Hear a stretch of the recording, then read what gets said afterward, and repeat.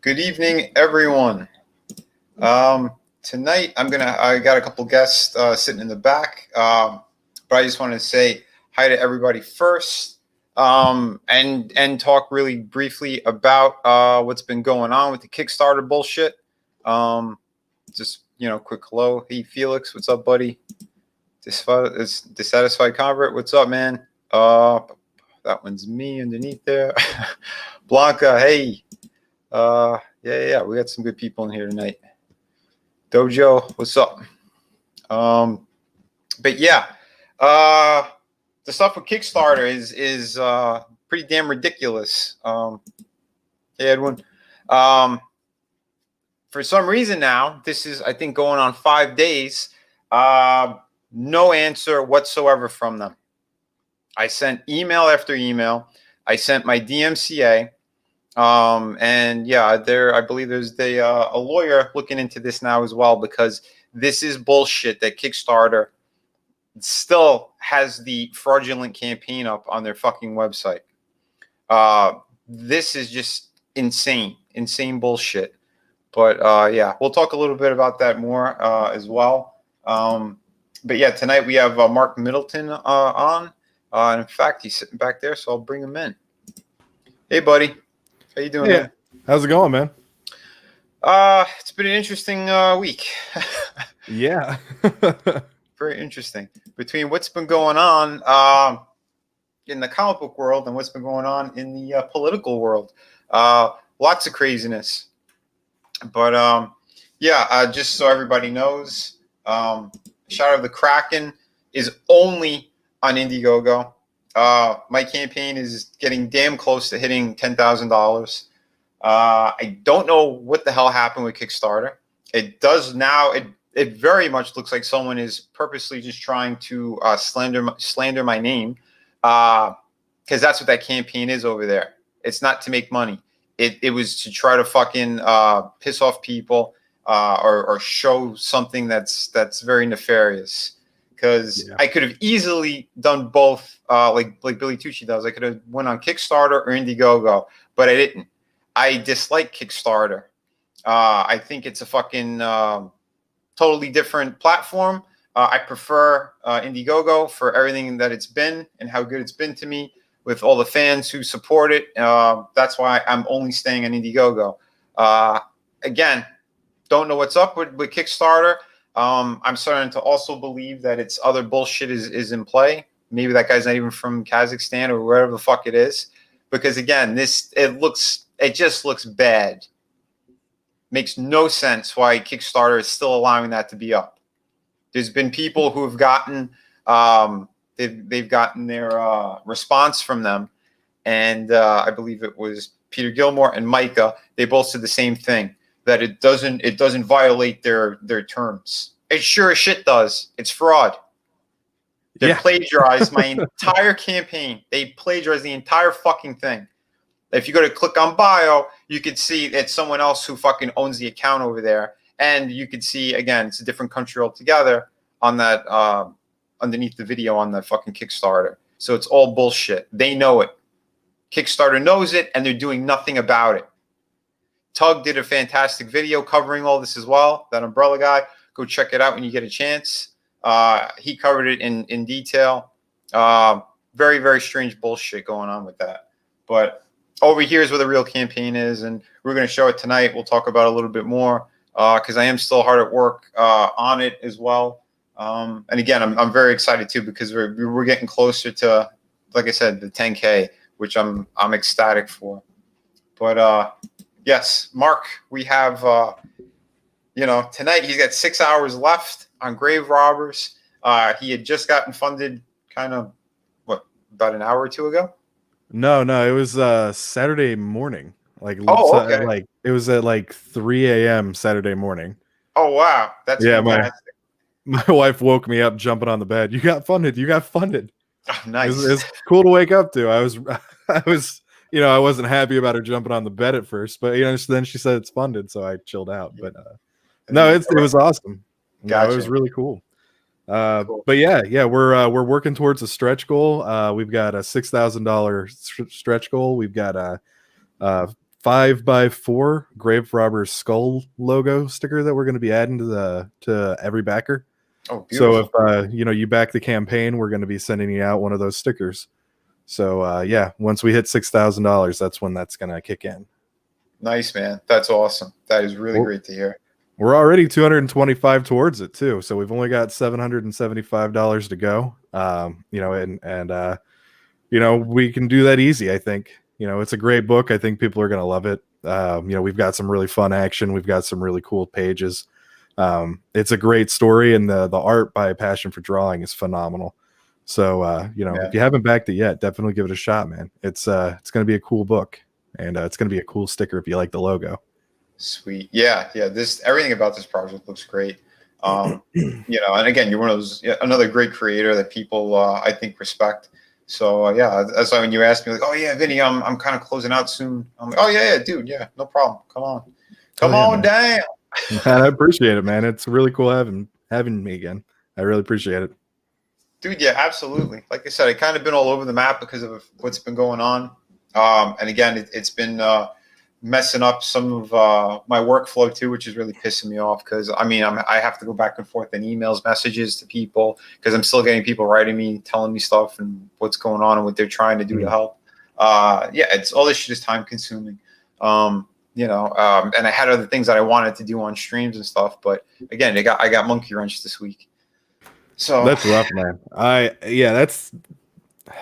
That's rough, man. I don't understand how Kickstarter has the audacity to keep that up, man. Mm-hmm. That's beyond me. No clue. No fucking clue. Mm-hmm. I know there's still scumbags out there too that are trying to, again, drag my name through the mud or to grab that campaign and showcase it like it's something that's really mine. I really cannot stand the trolls that are still fucking floating around on Twitter trying to stir shit up. It's disgusting. And I want to thank Pan and a couple of the war campaigners that I saw that actually said, put that guy in his place. So I want to say thank you to that, because it is bullshit. It's bullshit. Everyone who's been helping me out on this, everyone who's been contacting Kickstarter on my behalf too, I thank all you guys. Hopefully we're going to be able to get that shit down very quickly. I'm crossing my fingers on it too. Because if not, then I'm going to have to go the legal route all the way. But again, sending a DMCA should have fucking covered it. You'd think, man, you would think that would be enough for them to be like, okay, maybe we should cover our asses here. But apparently people over at Kickstarter don't have a functioning brain between all of the staff there. And apparently they don't care about their, what their legal team's thinking. So every day that campaign is up on their fucking website, they are committing fraud as well. Yeah, they are. There's at least 4 backers that got screwed. I know. I think it says 5 or 6 now because people were actually donating $1 just so they could write in the comments section to say it's a fraudulent campaign. Yeah. So I thank those individuals too for doing that because this is total bullshit. Total bullshit. Mm-hmm. It's infuriating because it hurts the entire crowdfunding movement. It does. It really does. It hurts all of us. Because you think those 4 backers are going to be happy? I'm sure they're going to be furious too. Unbelievable shit. It's just disgusting. And whoever's behind it is a real piece of shit. Real piece of shit. One way or the other, it's going to get taken down. If Kickstarter doesn't want it taken down, or if they're going to keep, putting it up and they're going to keep ignoring emails, if that's the way they want to do it, that's the way they want to do it. But it's going to come down one way or another. Yeah. Whether they like it or not, man. Yeah. Because it's too much. But, in other news, tomorrow's going to be a strange day. And if people didn't know, There is a lot of strange shit going on, I think, with this election. We talked about it briefly before, too. The CIA director resigned today. Yeah. Because of the China thing. It's there's been a cover-up, and they've been exposed, so this person had to resign. So I think tomorrow's going to be an interesting day. It's gonna be interesting. I'm looking forward to reading the Newsmax tweets because I don't listen to any of the actual news sites anymore. I don't go to Fox News. I don't go to CNN or any of those anymore. I've basically got Newsmax, and that's pretty much it. Oh, dude, I hear you, man. I basically read people's Twitters or like their tweets, and I'll see like, oh, okay, that's going on, and then I'll see Newsmax. That's basically how I get my news now because I don't trust any of these jerks anymore. Well, how could you? They're all paid.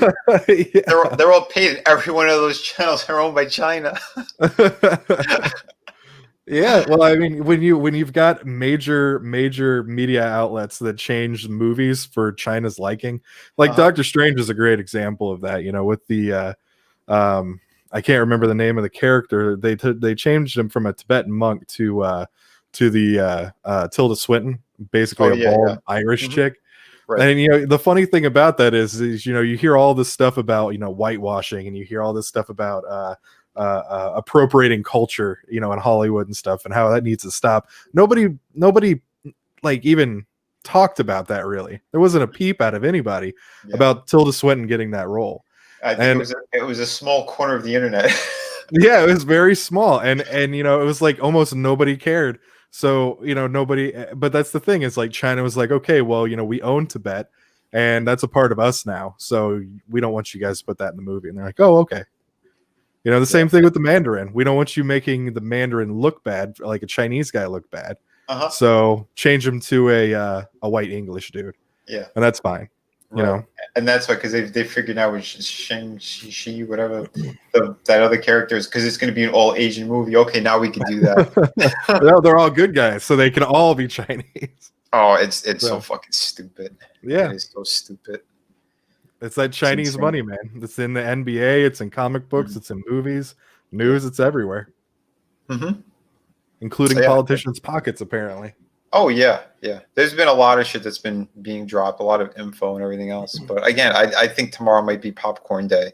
So I don't think it's gonna go how they think it is. And there's been a lot of shit, for at least from what I heard, that's been going on. But I don't know how much I could get into it, because I might be getting pulled if I do. We might be getting one of those. Unhinged Entertainment. He gets his news from Ethan. He's screwed. Yeah, I'd say so. That's more news than I get, man. Like I said, it's literally just tweets. Oh yeah, man. Hail Apollo. Yeah, it is a chess game. It definitely is. I believe so. There's other shit going on. All that stuff that's being declassified. It screams something else is going to happen. But I'm really interested in it. Yeah, me too. So we'll see. I'll tell you about something a little bit later of what I've been listening to. There's even like a 20-minute video I'll show you. Okay. Yeah, it was pretty good. By the way, we do have another guest. He's sitting in the back, and his crown is shining, I see. Liam Gray, how we doing, buddy? You're muted. How is everyone doing? How you doing, Vinny? Hey, man, I'm just celebrating with my crown and my trophy for my Tezuka honorary award. Oh, fantastic! I'll hold that up. We'll blow you up. Let's take. I got sent this by some YouTubers who hosted my book. Oh, nice. Which is great. Congrats, brother. That's fantastic. I'm just reclining. I heard you guys were talking about the topic of the day, and I was summoned here. Nice, man. So, how you doing? I snapped my fingers and I said, "Bring Liam to me." Yeah, exactly. Bring him in. Bring him to me now. Oh shit. Yeah, brother. But yeah, how you been, man? How's your last couple of days been going? Really, really, really good. Actually, really good. I've just had a chance to focus on myself and my work for a bit. I mean, I always focus on my work, but no other huge distractions. Everything's been really mellow. Everything's been really cool. Like, it's been really good, actually. Getting everything on point. So what about you? What about you, Vin? Yeah, man. Just I've been fighting the bullshit with Kickstarter, trying to get some more work done. You know, writing a whole lot of people back because everybody's been talking about this too. You know, I'm really, really thankful to that umbrella guy, to Tug, for doing the video. Again, he's a great guy for doing that. I really, really appreciated it because I know he didn't have to. I know a lot of other people just ignored it.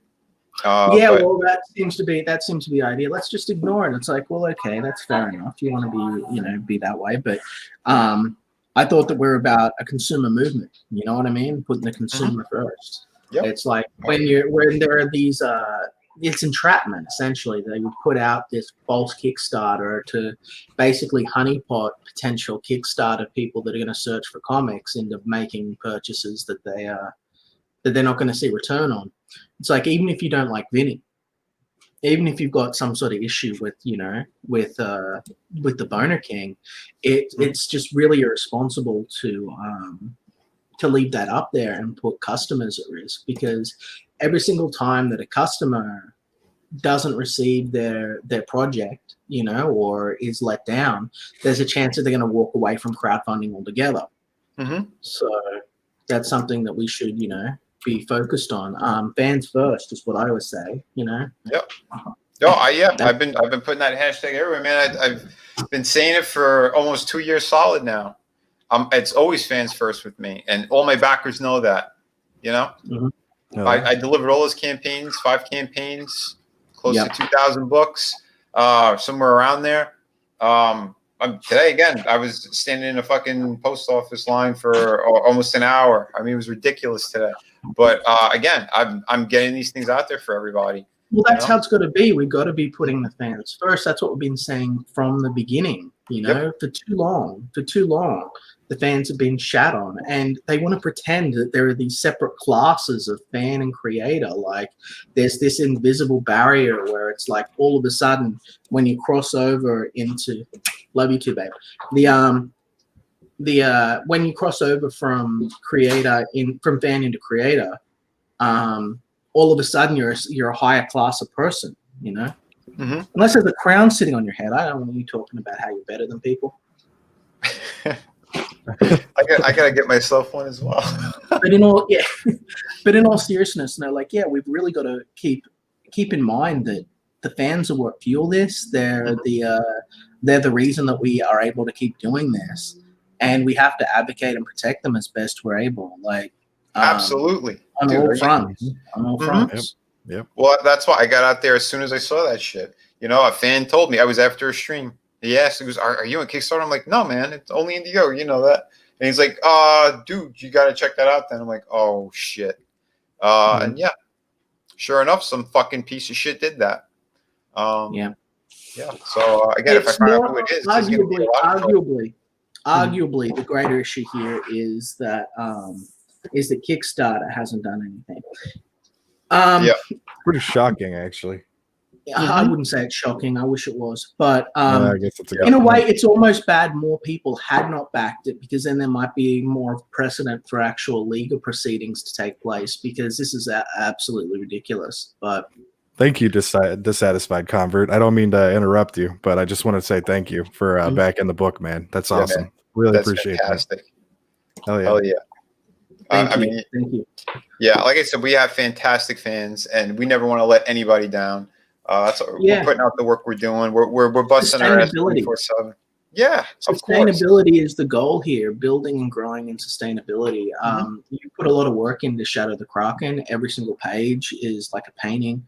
You can see the grains of sand on the beach. It's spectacular. And the fact that someone would see this and opportunistically swoop in to try and hurt you, and the fact that there are individuals that are knowingly promoting fraud, is shitty. It's deliberately deceptive. Yeah, it is. They are bending. They're going, yeah, it's A-okay. It's A-okay. So who else are they going to do this to? You know what I mean? It's very, very dirty. We know that people have been gate kept out of Kickstarter for a number of years. I think they said that person got fired. Then we don't know who replaced them. We know that Marvel and DC still have major connections with Kickstarter. And we know that some of the top brass over at Marvel also fucking hate me because I exposed their bullshit. And we know that some of the larger indie companies, well, I guess they're still mainstream, but they're now moving over into Kickstarter as their main source of income, like we've seen with what's going on with that abysmal-looking Power Rangers book. I know that it's done very well. I know that there's a lot of fans for it, but like when you've got like 6 figures and they're all the exact same traced model, just flipped, that's kind of fucked up. Don't do art like that. Yeah, well, that's how they like it, right? They're lazy scumbags. They don't give a shit about the fans. We do. I said it time and time again. I've seen behind the scenes how they talk about fans. It's appalling. It's sickening. You know, because I'm like, I'm a fan of everything. So you're saying that about me too. You're saying that about everybody. You know, they don't care what they're doing. They don't give a shit. It's just all right. We don't care. It's we got to make our masters happy. We got to put out that agenda. We got to whatever the fuck is going on in Hollywood. They see them as pay pigs and not people. You know. Yeah. And that's ultimately been the source of this war from the very beginning. You know, like this the dehumanization of the fans, the exploitation of the customer, predatory publishing. These are the things that we rose up and stood against and said, hey, not only can we do better, but the fans deserve better. You know, so let's do better and take good care of them and put the fans first. That's what all this was meant to be about. Yeah. Let me correct this. First, hi, Pale Rider as well. Dude, brother, you're awesome. But Greg, no, they never responded to me yet. As of a few minutes ago, when I started this stream, they still have not gotten back to me. Multiple emails, DMCA, which is my copyright claim, nothing. They've only responded to about 2 or 3 other people, and it was, we saw it, and it doesn't violate anything. Doesn't violate anything? Straight up fraud. Doesn't violate anything. How the hell could anyone trust Kickstarter after this when they're I mean, if they're openly doing that, it just doesn't make any sense. You know, how the hell could anyone legitimately look at a Kickstarter campaign at this point and throw down money on it? You know, because if they're willing to not only willfully after a DMCA thing, not after that, they're still unwilling to take it down. You know, how is anything legitimate on that site anymore? You know, because they care more about. Here's a bigger question. How are we as creators supposed to trust? That's a great Kickstarter? Point. You know, like it's rough because with the whole without getting too much into thing with the whole Zach thing and everyone sort of going, well, Zach backpedaled on this and that, like that means that Kickstarter's a viable avenue without you getting crucified anymore. That might be a whole extra bunch of customers that we could potentially tap into and use to grow our brand, and that would be really helpful. We go and we're looking at that. We're thinking this might be viable, you know, like maybe we can do what Tucci does and launch on both, one after the other or something, and you know that'd be cool. And then it turns around. Like, admittedly, financially, there's less incentive to do it than Indiegogo. Indiegogo is the better money-making platform. Yeah. But then it turns around and this happens. And now I'm looking at it, I'm thinking, like, how could I ever trust my IPs with you? How could I ever trust my business to a company like this that would blatantly look at the intellectual property of another creator and go, no, he's allowed to steal it because we don't like him. Yeah. And see right there what you said. And there is a double standard that's always over there. Billy, he's double dipping into both Indiegogo and Kickstarter. And they're okay with that. Anybody else who would do that, because again, he's not saying that he's Comicsgate. He still has friends in Marvel and DC, so he's not an enemy. He's very close with Joe Quesada and his family, which is fine with him. I mean, I don't care. That's his business, whatever. But at the same time, like I said, I know that someone like that kind of creator is protected. Somebody like me is not, because I've always been stepped on. I've always been outspoken against the scumbags that run those fucking places, and they have, again, their connections over at that platform. So you know, it's no surprise when you see this kind of shit happening. And I know there's other creators too that are also on Kickstarter. I mean, good for them. I chose not to do it because I didn't trust them. I didn't like them. When I heard about all the connections that they have over there, again, with the big companies, I'm like, well, fuck that. I really don't want to go near there. It wasn't for any other reason. I looked into. Hold on. Let me finish. I looked into Indiegogo and I saw how they were a much better platform all around. All the options that they have for people and for customers. So I respected that. That's why I came over here. So if you do hear or see any bullshit from crazy people trying to say otherwise, don't listen to it. Don't listen to it because it's horse shit. Because we know there's a couple of creeps and stalkers that are trying to stir shit up because they're getting off on that kind of thing. Don't waste your time. Just ignore them. I mute and block the fucking really, really sick people, and I think we know the one or two that we're hinting at. And it sucks that like as well. The main reason that I had not gone with Kickstarter when I was looking for my future campaigns, in addition to Indiegogo, like because I was thinking I'll do both. But the main reason is like I load up their page and it says like Black Lives Matter on it, and I'm thinking like this is a radical political organization that's involved in criminal activity in a lot of ways. It's not just about egalitarianism, which is something I actually wholeheartedly support. And before people start calling me a racist, like I lost this bit of my tooth here, this chip fighting red lace neo-Nazis at a punk show, protecting Elijah, who was one of my black mates. So have you ever stood up against actual fucking Nazis when they're stomping a motherfucker to death just because of the color of his skin? If you haven't, then pull your fucking head in. But like, it's like, I can't in good conscience go to Kickstarter at all. Like even if they were to take the Black Lives Matter thing down and just get back to crowdfunding as a base platform, with what they've done to you, Vinny, like that's a personal slight against one of my friends and stealing from the customers. It's antithetical to everything I believe in. So now I'm stuck going through either Indiegogo or essentially the direct market through like Webtoons or Comixology. And Comixology is now derivative of oh no. Yeah. Nice. Oh, no. Hold on, we gotta pull that off. Hold on a second. Oh no. Am I really? Do I have to eat that fucking salad? Do we? Yeah. I don't know what the flip is. I do. We gotta find a rate Oh exchange. no. Congrats, Liam. Congrats. Congratulations, man. Thank you, everyone, ladies and gentlemen, brothers and sisters. That will be on the 24-hour live stream. Congrats, yeah. Wow, This is going to be so happy. Well, so now awesome. I'll cook it tonight, ladies and gentlemen. Tell us again what's in that salad for those who didn't know. Everything. Like,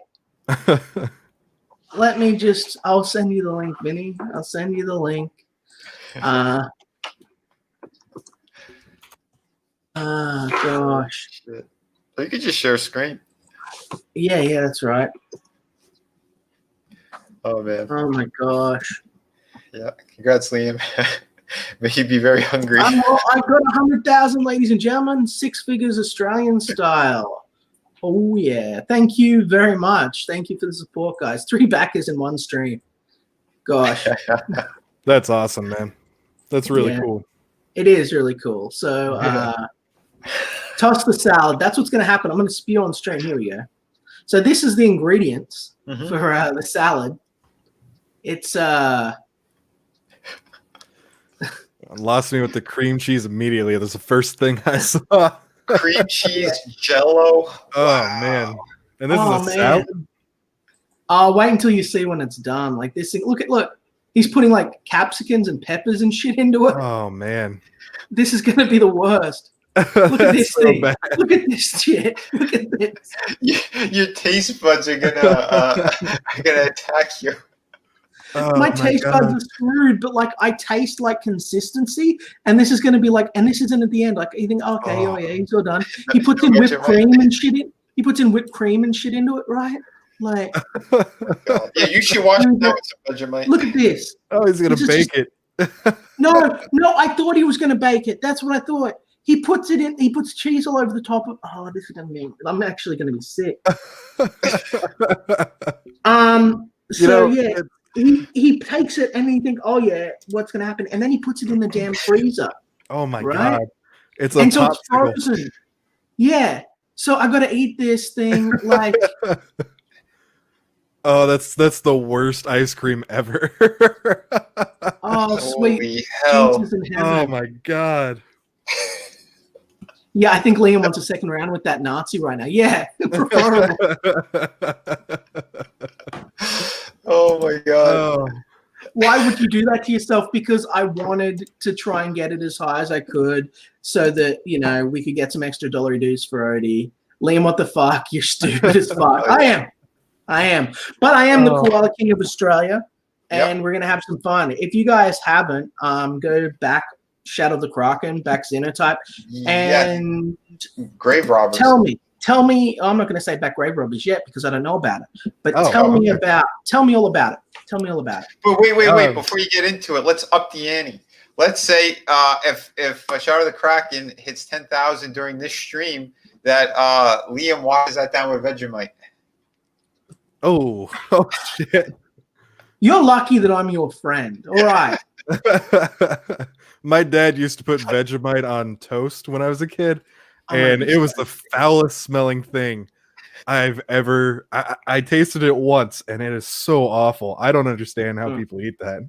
Yeah, well, I'll smear that black tar on the salad if you guys get Vinny to.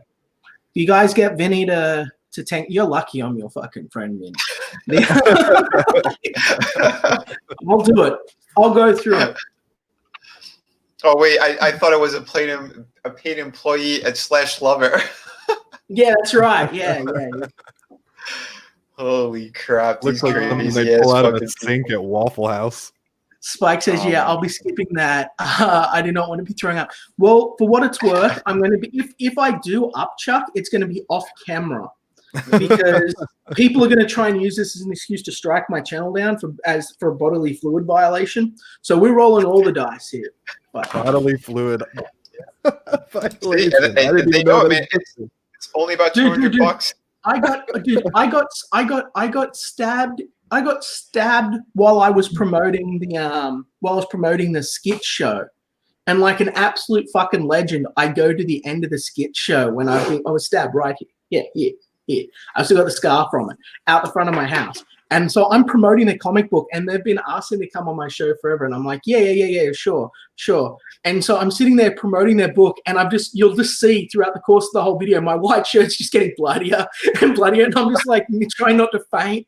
Oh my god! Motherfuckers reported that for violation of violence and stuff. I was like, oh yeah, thank you, you dickheads. I was trying to sell these people their book, and I get fucking, instead of being a pussy and being like, guys, I gotta go.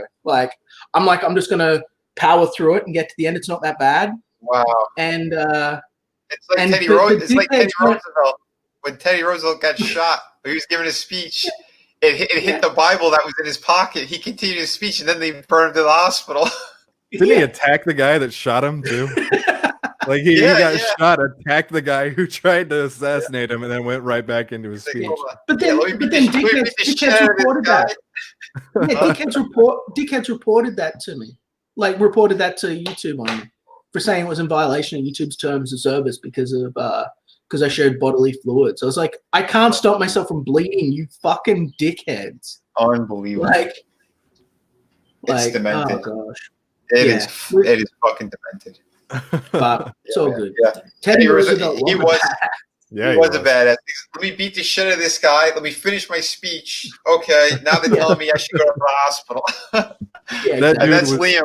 He's like, let me stop these crackheads. Oh, I got stabbed. Wait, I need to promote this book. Well, I'm in the middle of their stream, and they've been asking to come on my show for like 3 months, right? And then we finally get on the show, and I'm trying to promote them and everything like that and help them out, because they're like a nice family and everything. And then all this shit just goes down in the background. Everyone's like, what's that? And I'm like, I guess I got to go deal with this. I go outside, and it's just a shit show. And I come back in, I'm like, oh, what the fuck am I going to do? Like, just play it off. Just ignore it, Liam. Just push through it. Suck it up. Sarah Michael say anything? Did they see your shirt? What did they say? Oh gosh, no, they didn't say anything. They just kept promoting their book. They just kept promoting their book, which is good, which is the right thing to do, because I can't do it again. Yeah, afterwards they're like, "You okay?" and everything like that. When I ended the stream, I was like, and they're like, "You're very pale." And I was like, "Yeah, like I gotta go to the hospital and get stitched up." I'm sitting in a pool of my own blood. It wasn't that bad. It wasn't that bad, but it was enough to ruin my white shirt, And that was a $100 shirt, so that sucked. But doesn't matter. Liam bleeds for the fans. Is that not enough? That's right, Unhinged Entertainment. Right. But what I want to know is, entertained? Are you not entertained? That's right. Let us know. Let us know about Graverobbers here. What is this thing? Yeah, so Graverobbers is a comic about a group of supernatural bounty hunters led by a werewolf named Big Dick Murphy. And continue, please.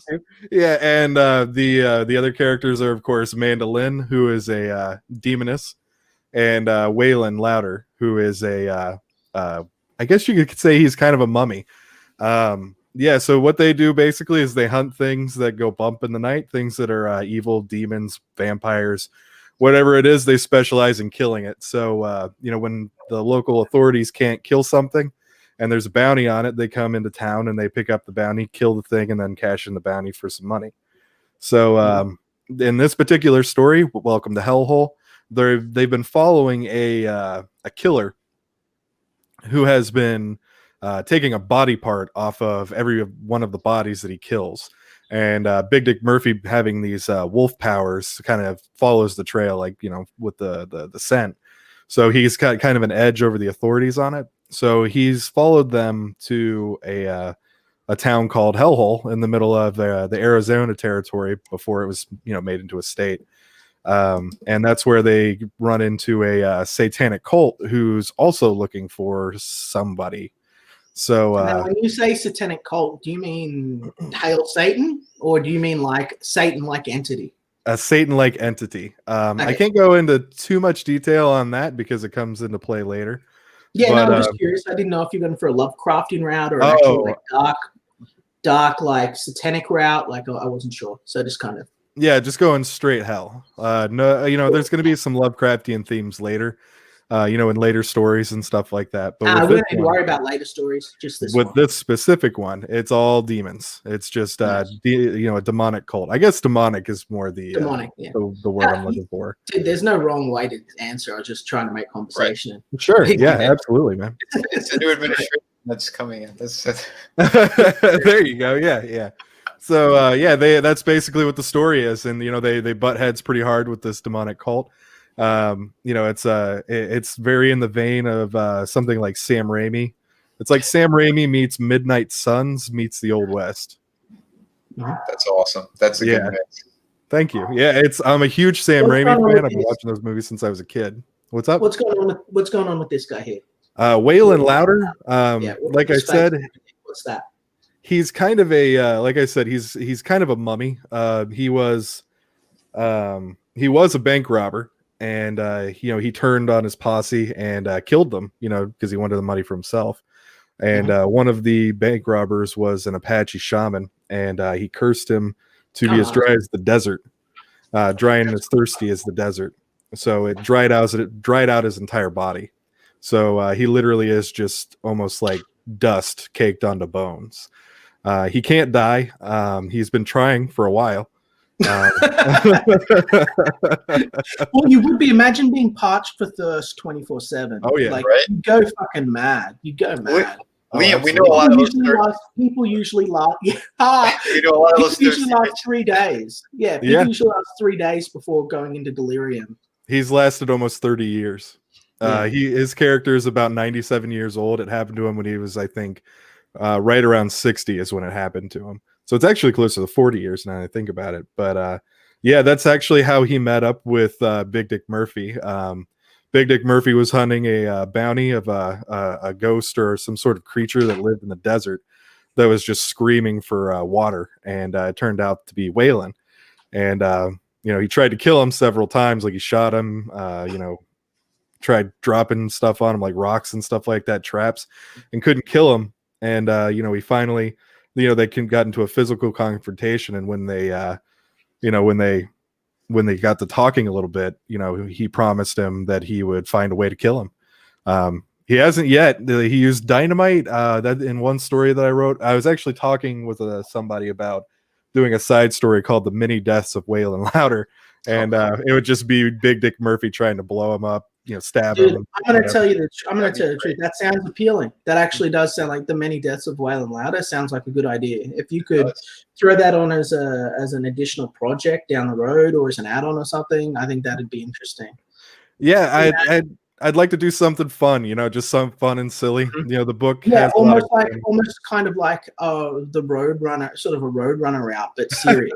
You know what I mean? Yeah, that'd be awesome. Where it's just like set up, death, outcome, and like traditional square panel comic strip gag thing. But like just thinking of all the cool different ways you could die would be fun.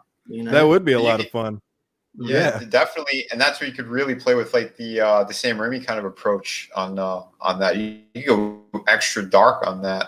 I think it'd be a totally different contrast to most of the other stuff too. Because I mean, like, there's a lot going. Yeah, there's a lot going on in this book. But I think to do a spin-off book or even like a backup story like that and go really dark with it, I think it'd be really that's the route. That would be really cool. What does the chat think? Chat, am I talking out my butt, or is there any interest in this? Let us know in the comment section. I'm thinking it'd be like in Spider-Man 1 when he was trying to do the webbing at the top of the building, but instead of webbing, it'd be death, getting killed over and over again. So here I'm going to say that you might have a bit of a problem. What's going on here with Richard? Richard is a 611-year-old former Templar knight. He is. He's one of the antagonists of the story. He's actually one of my more favorite characters. He is burned from head to toe, like from his scalp to the bottom of his feet in 3rd-degree burns. So he doesn't have a nose, he doesn't have lips, no ears, no eyelids, just head to toe. So he wraps his body in these bandages, and he wears the big engineer goggles to cover up the staring eyes. Because he doesn't blink. So he, not only is it to protect his eyes. I'm going to throw you a curveball. Ready? It's coming in. Do you think that these guys are all on the same team, right? Richard is not. Richard's one of the antagonists. Cool. Yeah. Oh, then you're all good. Because I was thinking, do you think there's going to be a bit of a sort of a visual problem where, you've got the guy that's wrapped up in bandages and then a guy that's a mummy? Like, because people are automatically going to associate bandages with mummy.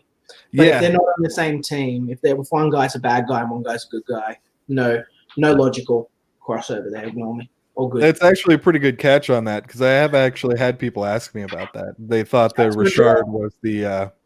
They thought he was the mummy.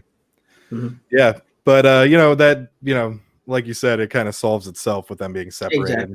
Exactly. But yeah, no, he's a fun character. He's dark. He's going to be a really dark character, but he's also a fun character to read. We've done some art with him and stuff. We've got some pages done with him on it, and he's going to really pop. People are going to really, really love to hate this guy. He is an evil son of a bitch. So awesome. I like to say he's my Darth Vader. So that's awesome. Yeah, that's fucking cool. Yeah, like I said though, he's 611 years old. He goes back to the Templar Knights. He was in Jerusalem at the killing of the destruction of the Knights Templar in France. He was there, and he was one of the few survivors. And he fled France to, I think, Lithuania, because Lithuania was one of the only non-Christian nations left in Europe at the time. Mm-hmm. And that's where he kind of falls in with the satanic cult. He kind of gets pulled into that, and we're gonna go into that a little bit too. He's a pretty cool character. I think people are really gonna like him a lot. Yeah, I love it. And I think that kind of rich background is that's perfect for a villain like that, especially if he's your big bad. That's fantastic. I think it's very smart, because there's stuff too in my project, like I'm not getting into details yet of that, but much like you, yeah, I try to make sure that the background is going to be rich with detail and story. Hell yeah, man. And people love to hate a bad guy. They love to hate a bad guy. So you give them a good one, and we need good bad guys. I've been saying for over a year we don't have enough good bad guys. Hell yeah, man. So what's up with this broad? This is Amanda Lynn. She was on the wanted poster, one of the wanted posters. She is, I guess, what you would call her a demoness. Her mother was a witch, and she made a pact with a demon to avenge her husband, who was killed by some highwaymen. And the demon betrayed her. Did he ride along the coast road? No, he. that's actually pretty cool though that you picked up on the song. But no, that's cool, man. I like Johnny Cash too. But yeah, he. I lost my train of thought. Okay, yeah, I'm back now. So yeah, they came to their home in the middle of the night and they killed her dad, and she was pregnant at the time with her. And she flees with her book of shadows, and she goes into the woods, and she makes this pact with the demon, and the demon promises her that it'll get revenge on her. It'll get revenge on the people who killed her husband, but it'll cost her. It'll cost her something. And so she agrees to it without knowing, and she slices her hand open and she puts it on the book, and the demon rushes off and kills them. But he comes back and he reaches into her stomach, and she doesn't know what he's doing, but she knows that it's painful. And months later, when she gives birth to her baby, the nurse screams because the baby is born with clawed toes, clawed hands, and razor sharp teeth with purple and red eyes. And her mother ends up abandoning her in a church, and she never sees her mother again. And she's raised in this church for a few years until the townspeople chase her out of town. And she goes and she lives with a tribe of Sioux Indians. And, that's where she kind of, learns, to track, learns to, fend for herself a little bit. They teach her. How much of this is in the comic? None of it. Okay. Almost none of it. You pick up a little bit on it with, the stuff that she wears. There's going to be comics later that touch on it, but again, this is just this comic. So this is all background. This is all mostly background stuff. She meets she meets Big Dick when again a town turns on her.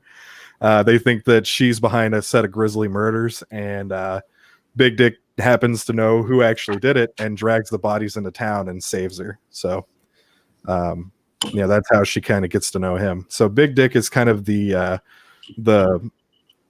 don't want to say tent pole, but he's kind of the thing that brings them together and unifies the Graverobbers as a group.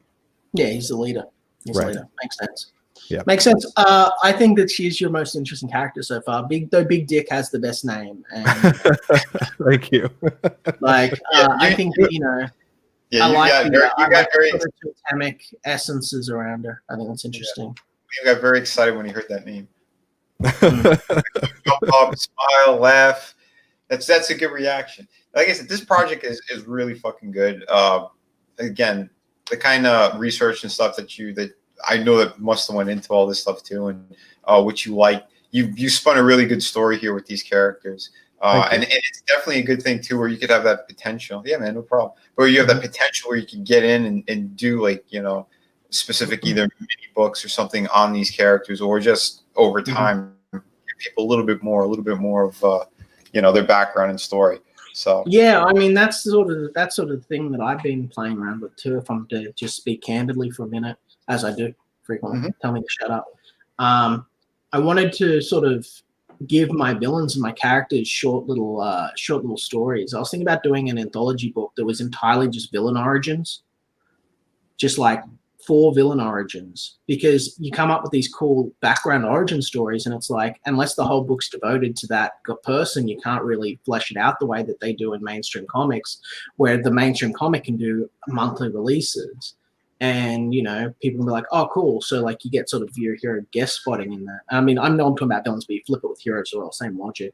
You get a little bit like what Phil Diaz did with Lost Pages, where you've got, a wide spread of your heroes in an established universe as a single book, and maybe you've got 4 to 12 pages on each hero, just sort of showing their origin, you know. And if you've got good origin stories, maybe that's marketable. And I don't know, but it's something that it's been bouncing around in my head now for probably about 6 months. Mm-hmm. And I've been sort of thinking like, maybe I should be doing these sort of one shots that are just setting up villains or setting up characters so that when I bring them into the main storyline, people go, holy shit, it's that guy, without me needing to dedicate so many pages to who that guy is, you know? Mm-hmm. Right. But because like you said, you just gave me a really cool background story for what was her name? Amanda Lynn, you know? Yeah. And you said none of that's in the comic. And I'm like, that's fair enough. That's not a mistake because you've got a story that you want to tell. But the story you just told me about, you know, someone who was born with some sort of, you know, demonic influence on them. Are they a gate to hell? Who fucking knows what the deal is? They got strange powers. They're born with claws and then roaming the countryside trying to find their place and then finally finding it among the Native Americans. Right. Like, that's an interesting little short story, right? Yeah. So... Yeah, and, well, you know, the thing is I tend to write stories that are, you know, very character driven. I love to. That's one of the things that I really like is sitting down and like fleshing out a character. You know, I do it in my spare time. You know, just sitting and, you know, creating a little background here and there, and you know, it kind of builds up into, you know, it stops being a character at a certain point and it starts being a person. You know, like because you have them in your head. You know, you have how they'll act in certain situations, who they are. Mm-hmm. You know, it's just something that I really like to do. And, you know, with these characters, I worked on them for a long time. And I think it's going to shine through. I think people are really going to like them. You know, that's that's the other reason that I tell people not to do team books either. And this isn't me shitting on you here. This seems like an exciting property with interesting ideas behind it. And I'd like to see where it goes. But thanks, man. I really appreciate that. No, I just speak honestly. If it was shit, I wouldn't say so. That's sort of the gamble of getting Liam on. But I do think that like team books are a difficult thing to tackle when you're doing your first book, because essentially like because of this, we're getting less of every single character in that book, you know, and as a character writer, I'm sure you can understand that, you know? Right. And so there's less for someone in the audience to latch onto. Whereas I feel like the model that we should be following is the traditional model that, and do it your own way. This is just me talking to the audience largely, you know. But I think that the model that we should be going with is like the one that Stan did, the one that McFarlane did, ultimately even the one Ethan did, where you lead with one character and then you build that into a team. I think that leading with a team is not only harder to market, but is harder for people to get invested in. Like, again, if we use, I shouldn't be using Ethan as an example. I don't want to be talking a lot about Ethan, but if we want to use the Diary of 1998 compared to Cyberfrog, there was heavy criticism for Cyberfrog, right? In its writing department. But if you read 1998, the companion ash can that came with it that was all about Heather Swain, that's a much better written book. Like, the 1998 is much more compelling. And the reason that it is because the 1998 book is character driven. And so we get inside Heather's head and to see her journey through the situation, you know? And when you're in a team book, or when you've got these huge monumental events happening, it takes away from the personal aspect of a character, which makes it harder for people to imprint on it from a reading point. And these are all just subtle things. Like, there's give and take in all regards. There is no perfect solution. Yeah. Sure. But that's why I love when Liam comes on too, and just having discussions with him, because it's the creative process, how it works, you know, to really get into those characters' heads. And I mean, you know, Mark, he nailed it too, I think, with these characters is, you want to keep fleshing those out in a certain way. And you were able to do a book like this. Again, it's not a big team book, but you know, there's a couple of characters that obviously, you know, it can get confusing if people aren't really that well versed and how to do that, right? But and I know, like, the same points I want to say too, like when Shadow of the Kraken, the characters that I have in this book, you know, it's the same thing. I'm making sure that the backgrounds are fleshed out very well. So when you start to see the other characters that do pop up in the story, it's going to feel more natural too. Yeah. Because on top of that, like, you want them to have their voice. You want to know what their motivations are, and I have it in this book because like the main character, he is part of the Royal Navy, but his breaking point was there was an encounter that he has with this character, Anne Galloway, and they sort of save each other, but at the same time, it's also one of those points in their lives where, all right, this is going to change everything now. So you want people to know who your character is within 3 lines, and then you want them to be intrigued by your character the whole rest of the book. Right. So Absolutely. with Shadow of the Kraken here, you've got a man who, without giving away too many spoilers, you've got a man of principle who ultimately had to choose to stand with his principles, even though it cost him his former life. And it wasn't an easy choice. And then you sort of get to follow him throughout the course of his life thereafter to see who he will become. You had a tagline up for a while that I thought summarized it beautifully, Vinny.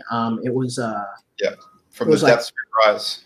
No. There was another one that you had. Was it maybe it's down a little lower? It's a tale of the darkness of man. It's a tale of that darkness of man and the actions one takes to get back into the light. And I think, well, there you go. This is a redemption story. It is, but it's really good. And with what you're saying, but it's the roller coaster too, right? So you start to you let people know about the characters, and as the story unfolds, you start to think, all right, I know where it's going, I know all this stuff, and then I give the good twist. Then there's going to be other stuff that happens, other elements of the story, and then obviously, like I'm going to show the interactions with other people in this world, and even his own crew, because we do have people we have freed slaves. That's what most of his crew is on the ship. It really sucks. It really sucks that we're not pulling in the numbers like we used to back in the early days of when we started this, because then we've got projects like, if we could get Graverobbers up to 40,000, Michael, you could probably confidently produce another side book at no real issue, right? Like that would be something that you could do, and we could get more background into these characters like you're talking. We could learn this stuff. But right now we're only pulling in around what cost for what it takes to produce this stuff. So we've got to work on our marketing. But I'd like to see more, I'd like to see us be able to perform better. The way that we do that is we have to make things that are. Hey Chris, how's it going, man? Great dude, man. We had a fantastic stream over on his channel the other day. Man, it was hilarious. If you guys missed it, go check it out. It was pretty good. I caught some of it with Red Gaze. Yeah, Red Gaze and Sim. Oh my god, yeah. How many pages is Graverobbers anyway? Right now it's 36 pages. There are stretch goals to expand it. I think a total of 13 pages. There are going to be some additional pages added, but right now at the base it's 36. You've got a good logo. Who did your logo? That would be Nicole Sapita. She goes by Das Nomo on Twitter. She did a great job. She did a phenomenal job. Hell yeah. Yeah. Could not be happier. I saw that skull logo and I was like, that's it. That's the logo. Yeah. Fantastic. Yeah. It's hard to find good logo artists. So you're 36. When do you get it bumped up? Where are your stretch goals? The stretch goals are at the bottom. The first stretch goal is the 5x4 Graverobbers skull sticker. Then we're gonna have the Road to Hellhole, which is kind of a prequel. It's just a short story that happens on the way to the main story. It's 5. I think it's 5 pages. Yeah, 5 pages. There's a 3-page story that I originally had written to submit to 2000 AD, but because I'm lazy, I forgot and never did. And I just happened to be going through something. I found the script and I thought that'd be fun to add. I think people will like it. It's a fun little story. It's only 3 pages long. It's something quick. Then there's Gaunt, Ferryman of Souls, which is it takes place within the Graverobbers universe. He's a lot like Ghost Rider, I guess you would say. Basically, the idea is that he dies, and when he gets to when he essentially wakes up from death, he goes to what he thinks is just a river, and realizes that it's the river Styx when Sharon basically gives it's hard to explain, but he gives him the option to be a ferryman or to go to the afterlife because he has unfinished business. So he basically becomes a ferryman, and then he goes and he gets rogue souls and he brings them back for Sharon to take them off to the underworld. Cool. So, no, it's interesting. That sounds like it could be its whole own thing. You know what I mean? I'd like to do one. I really like that character, and I have a lot of backstory for him and some cool villains. But we'll see what happens. We're focusing on Graverobbers right now. So yeah, exactly. Focus on Graverobbers. You got a big laugh at him with big dick. I think that's something that people get a laugh out of. There's a lot of werewolf stuff around right now, so you're gonna have a bit of steep competition there, and there's a lot of Western stuff, so you're gonna have competition there. I did not realize how much there was until I launched. You need not make it be a competition. Why not? And I recommended this to someone else as well not too long ago. I said, I think it was Matthew Fowler, creator of Prospectors. What you guys should be doing is you should be getting together with all you Western lads, get all you Western boys together into one group on Twitter and do a stream for Westerns, not even to do with your comic book, but just about the genre. Just about the genre, and then pimp your books throughout it with 30-second trailers. Oh, that's actually a good idea. Well, that's what I mean. It's like, guys, get together. Don't be competing with one another because the market is so small. Get together, do stuff, push all your stuff out together, cross-pollinate with what you can, get new people coming in from the Western genre that like this stuff. And then, you pull an image, and in 6 months you start doing crossovers with each other, when you've got actual fan base, not beforehand. One of the biggest mistakes you can make is crossover before there's fan demand for it, because it's kind of like blowing your load early. But get to do that. The same thing with the werewolf stuff. Like, why don't you try hitting up John Malin, hit up a bunch of other people that have werewolf properties, like the Sovereign guy, right? And once a week, do a werewolf stream. And just have 30-second trailers for your thing to go. Don't talk about your books, because that people don't like that. They'll buy your books if you talk about them a little bit when you've got dedicated shows like this. I got the title for the stream, Fuzzy Nuts. Yeah. And talk about werewolves. Talk about werewolf sightings in real world people apparently have. Talk about like the best werewolf movies each week. Just you and a few other people that are all into it, get it together and just have fun with it. And you'll probably find that you're pulling people from outside of Comicsgate and grow it and help yourself. Because, people like werewolves, and a lot of this werewolf art is really really awesome, right? Yeah, definitely. That's not a bad idea. I just can't organize everyone. I can only organize my own people, but you guys need to be organizing yourselves, Yeah.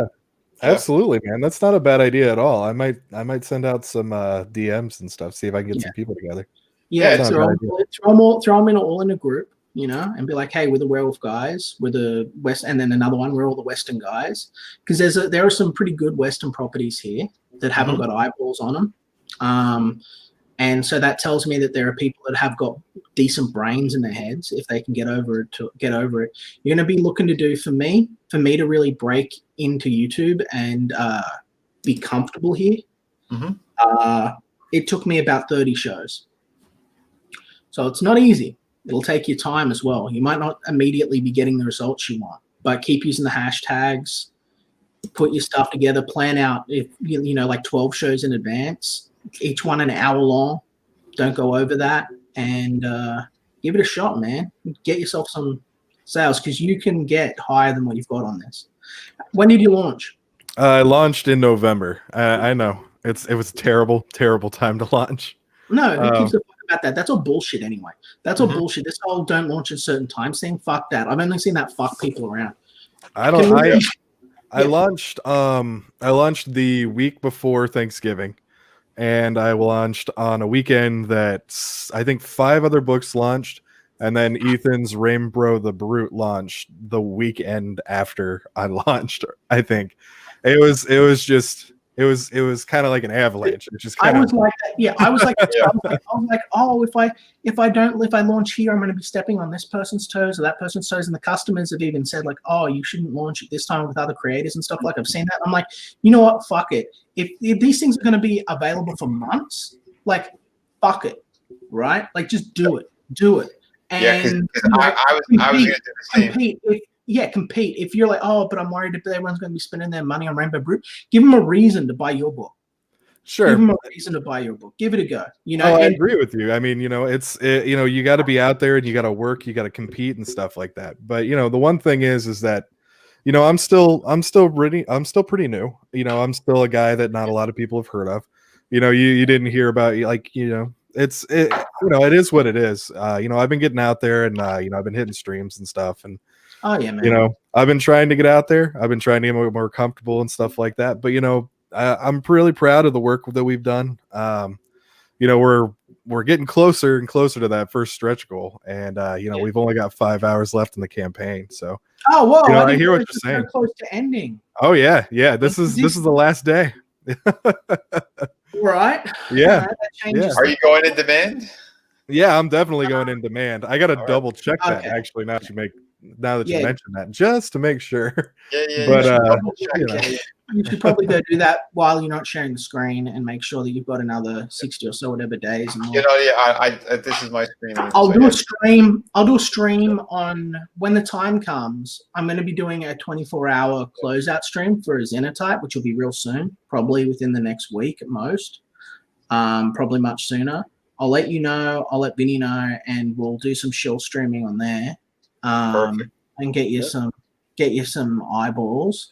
That You sounds picked up good, a couple during this one so far, so that's a good thing. Yeah. Yeah. Oh, somebody else backed it. Thank you to Yeah, we whoever got comic backed book. that. We have the best fans. Like we have Absolutely, actual man. comic book fans, which is the good. Like, oh, we have the best fans. No, we actually do. Like between Vinny and I, we've got people that back, which is actually good. We've got people that actually can recognize quality and talent and actually interested in comic books, not Hell just yeah. celebrity.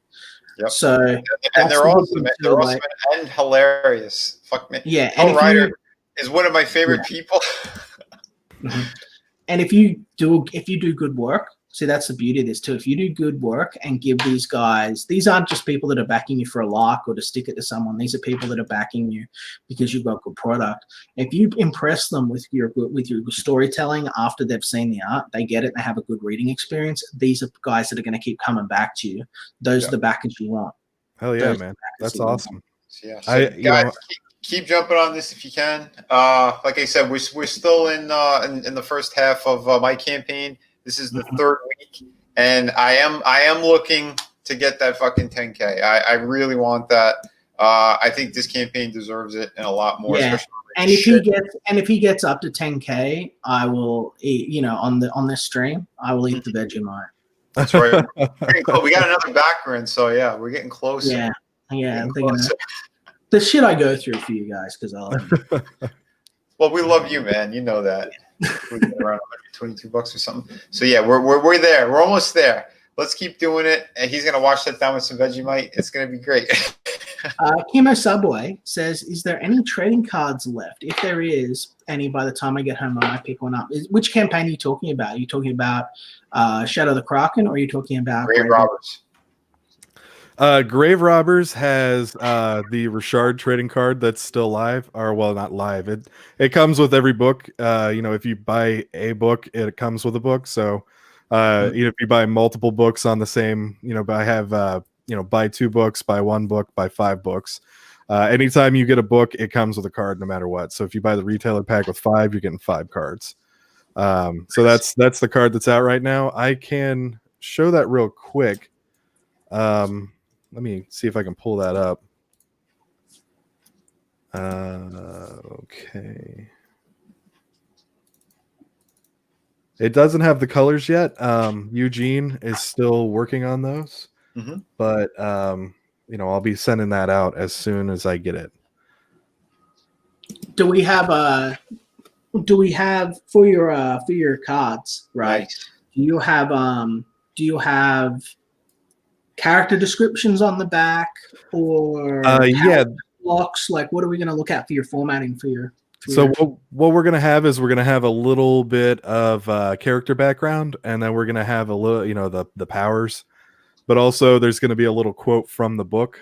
Also their first appearance, which obviously is going to be Graverobbers 1, but for future books and stuff like that, we'll be going back and doing like best quotes and stuff like that, just to kind of get like the feel of the character. Mhm. But we'll also have the wanted poster. Yeah, this is Sim. Yeah. Sim did this. Eugene Bative from Lost Pages and Magic Cop 1 and 2. He's I think he also did Grayscale, come to think of it. He's doing the pages on the book, and he's done most of the colors. I think almost everything but the Preston piece is Eugene. So where was it? It was someone said up here in the chat real quick.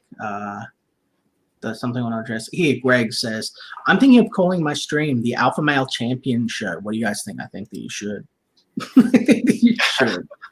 But don't disappoint. Don't disappoint. You'll let people down. But so with the Big Dick Murphy, because we asked about the other guys, right? So what's the deal with Big Dick Murphy? Like, why is he a werewolf? And what are werewolves in your universe? So there aren't a whole lot of werewolves. Big Dick is pretty rare. I like to I have a little bit of backstory on why, and that's kind of built in with Native American history. With that, but him specifically, the way that he works is he was a veteran of the Civil War. A lot of those guys, after the Civil War, they headed west, and he was no different. So he headed west, and he met this woman, and she had a little baby, and he fell in love with the woman, and they started raising this kid on a farm, and trying to make a decent life for themselves. And one day something starts coming into town and mauling people and skinning them alive and taking their skin. So they start trying to figure out what it is, and people just keep popping up missing without their skin. And one day their child goes missing, and he goes out trying to find it. He gets a posse together, and they slowly get picked off one by one, and he ends up by himself. So he goes back, and he finds that his wife has killed herself, in the grief of having lost her son. And he buries them both, and he decides, all right, this is it. I'm gonna have to go it alone. So he gets his guns, and he follows the trek and the trail, and leads him into a little cave. And he follows it in pitch black darkness, and it's just a cave filled with blood. And he follows it into this chamber, and he sees this creature standing in the darkness with just covered in loose skin. Like it's almost like a skin suit just hanging off of a slender, skinny body.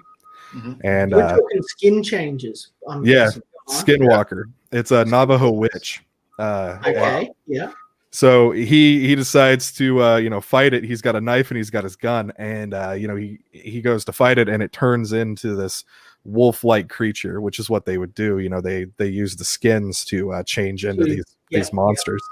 And he fights this monster to the death. He goes in as this is the end. I don't care if I die. One of us isn't leaving this thing. And at the best of it, neither of us are going to leave it. So he ends up killing it, but the blood of the creature gets into his wounds as well, and it infects him with its evil.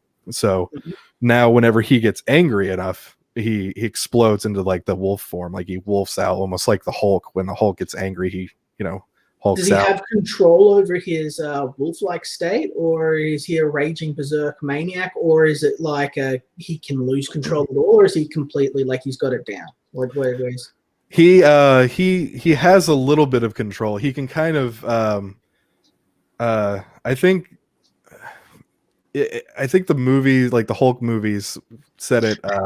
They said he can aim it. Like he can aim it. Like Bruce Banner, I think in the first one said he can aim it, and that's kind of what he does. Like he has a little bit of control over it. Like he can point it in the right direction, but he can't. He has to like physically calm himself down in order we need him to direct it towards Kickstarter. Exactly. There you go, man. Hell yeah. One last thing. Are all of your posters printed and done? Those aren't posters. I haven't decided if I'm going to actually do those or not yet. I was thinking about making them a stretch goal, doing like the 4 wanted posters as a stretch goal. Yeah. No. People seem to really love them. So, dude. Okay. When you finish this, make 4 prints, make it a tier, and make it an add-on for people that have already bought it, and just produce 4 prints. You know, get the quote for how much it'll cost you to print them.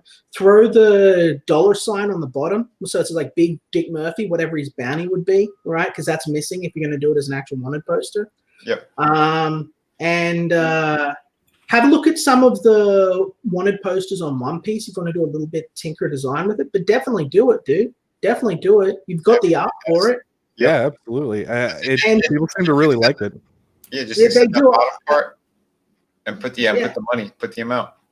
Yeah. And I just set up another tier, like even if you do set it as a stretch goal, I'd set it as another tier because people will buy all 4 of those to just throw them up, you know, or have them around on their wall or whatever. They look like cool Wild West, you know, stuff. Mm-hmm. Looks rad.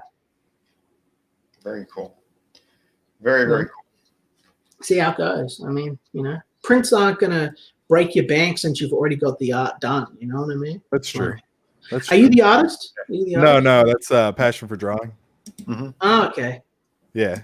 But hey, we do know that Mark, he's gonna head over to Michael Bancroft now.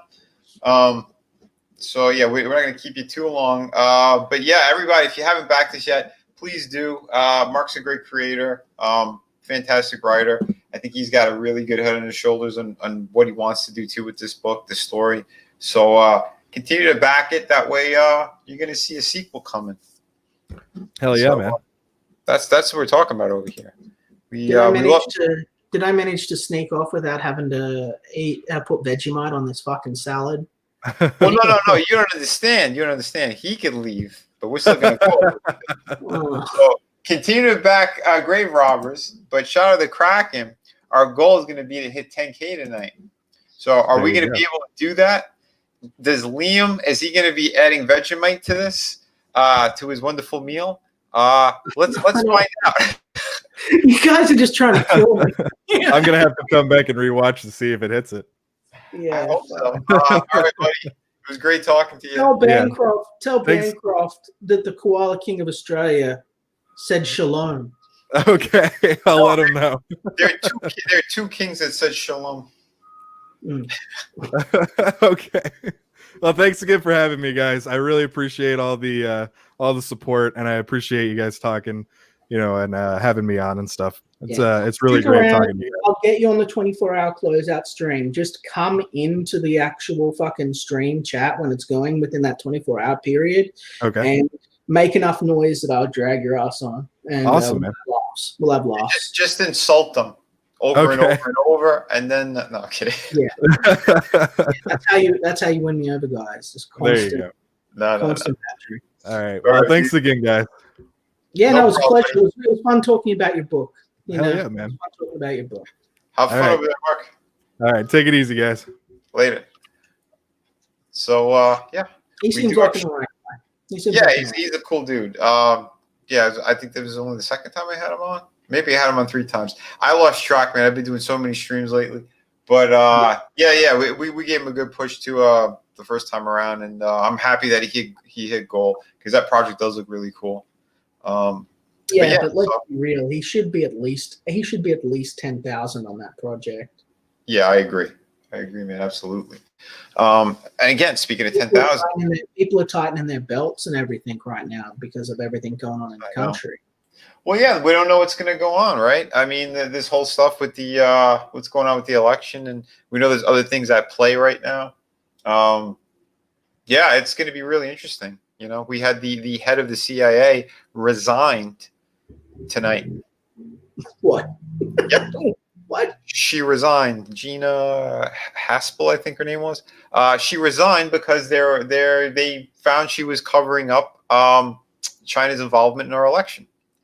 So, with the order that Trump actually signed as well, this could go a very interesting way tomorrow.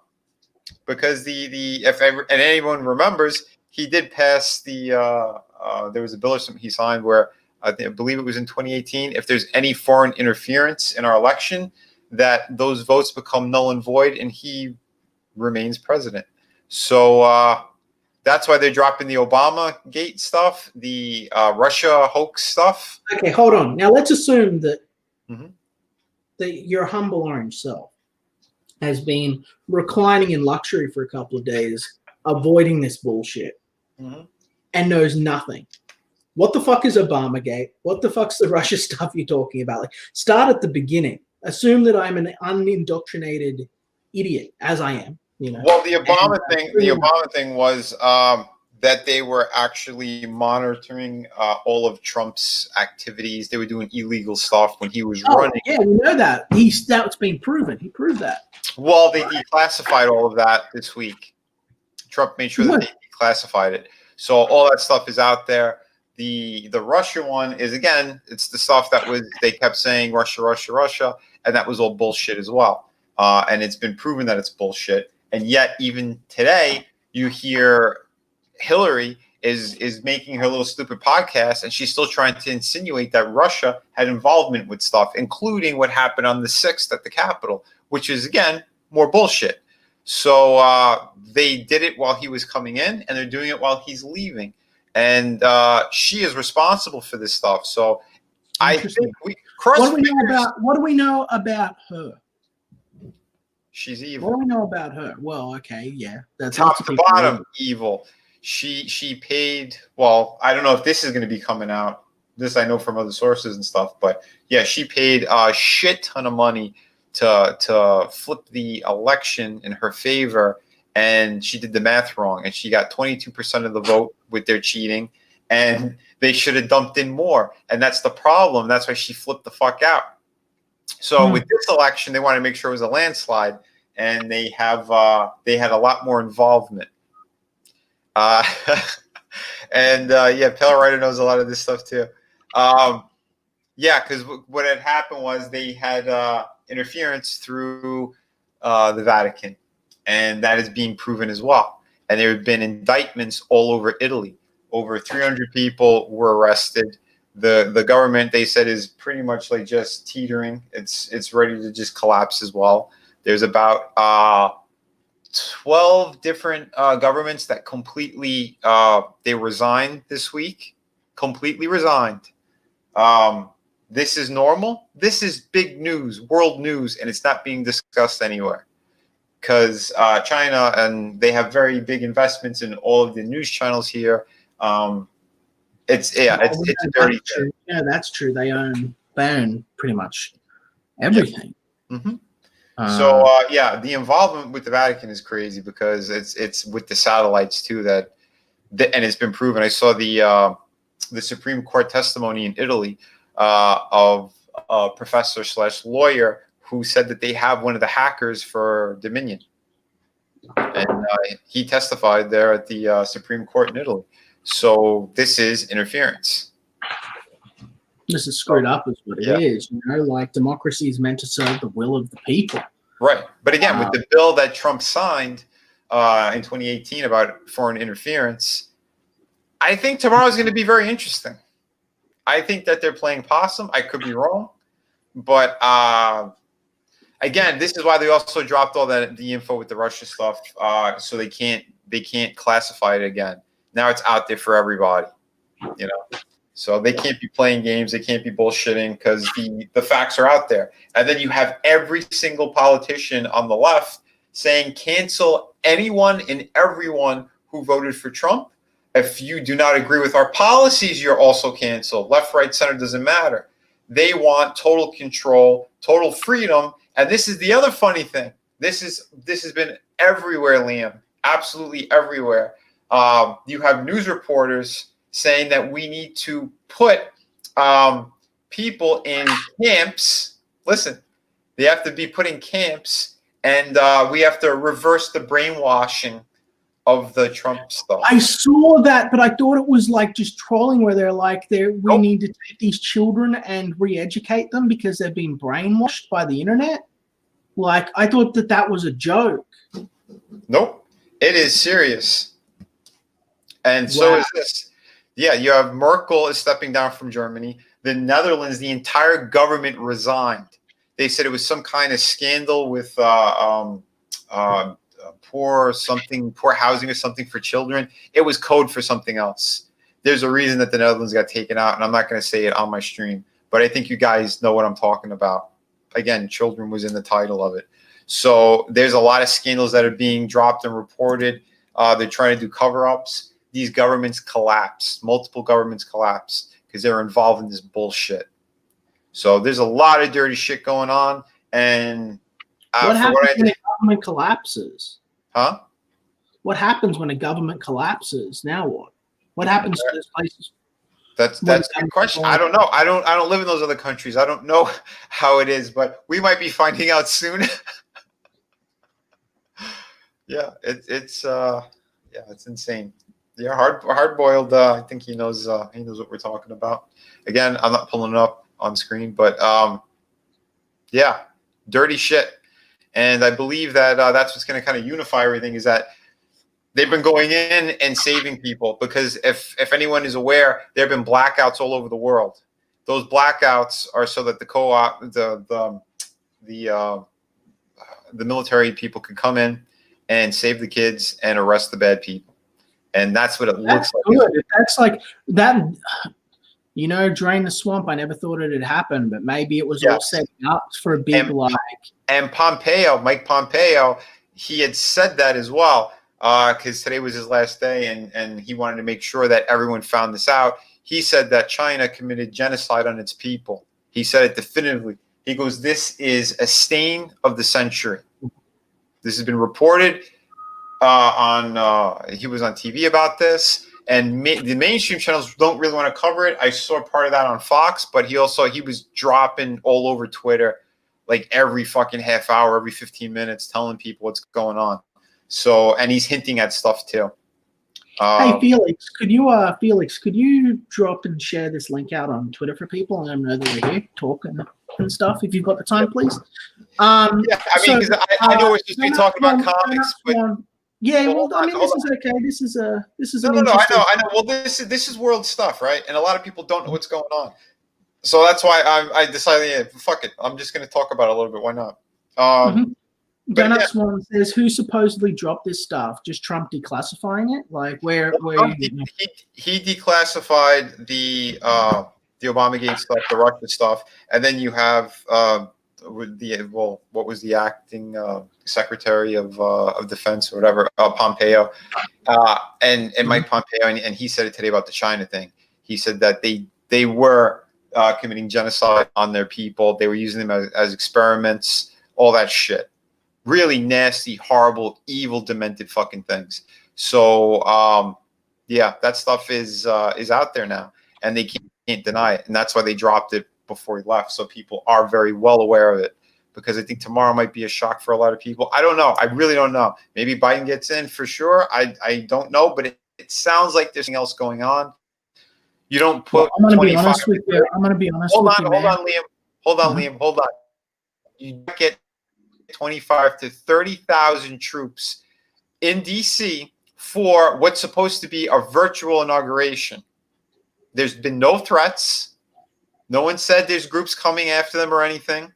And they put barbed wire up all around. The barbed wire is not from the outside in, it's the inside out. So what does that tell you? It's barbed wire of liberty, Vinny. It's the barbed wire of liberty.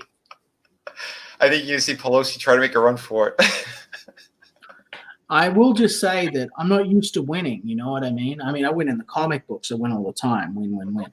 But I'm not used to actually there being positive social change in regards to things. I'm used to sort of the powers that be sort of running everything, right?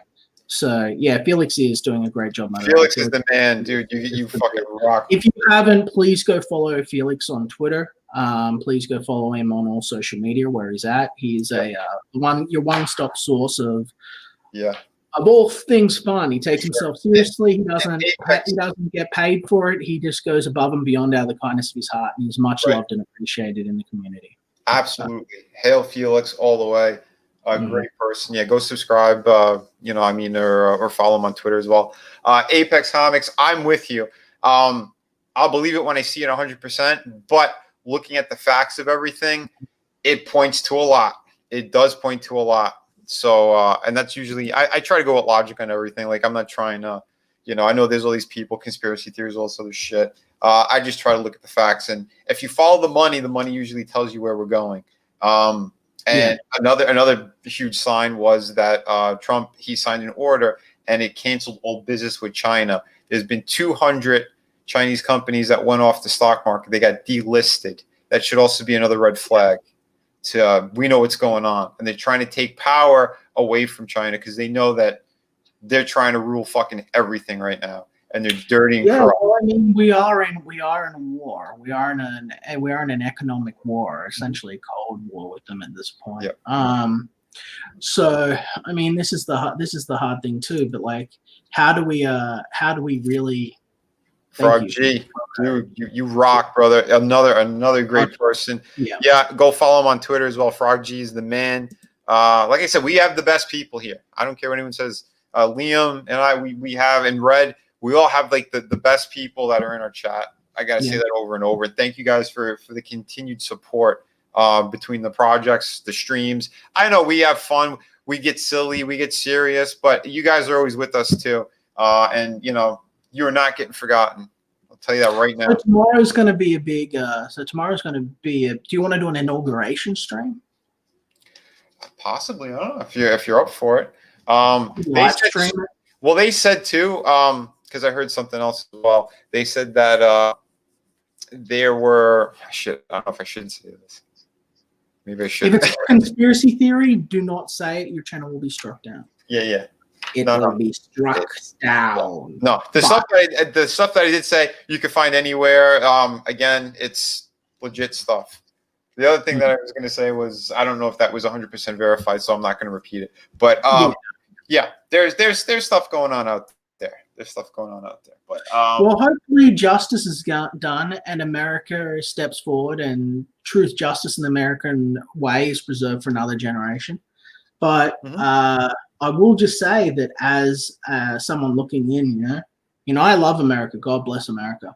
But as someone looking in, I'm thinking like, ooh, I'm not sure that I think that Trump was our best shot at change, and the fact that he didn't get brought in for another term is kind of worrisome to me because I was kind of like, oh, gosh.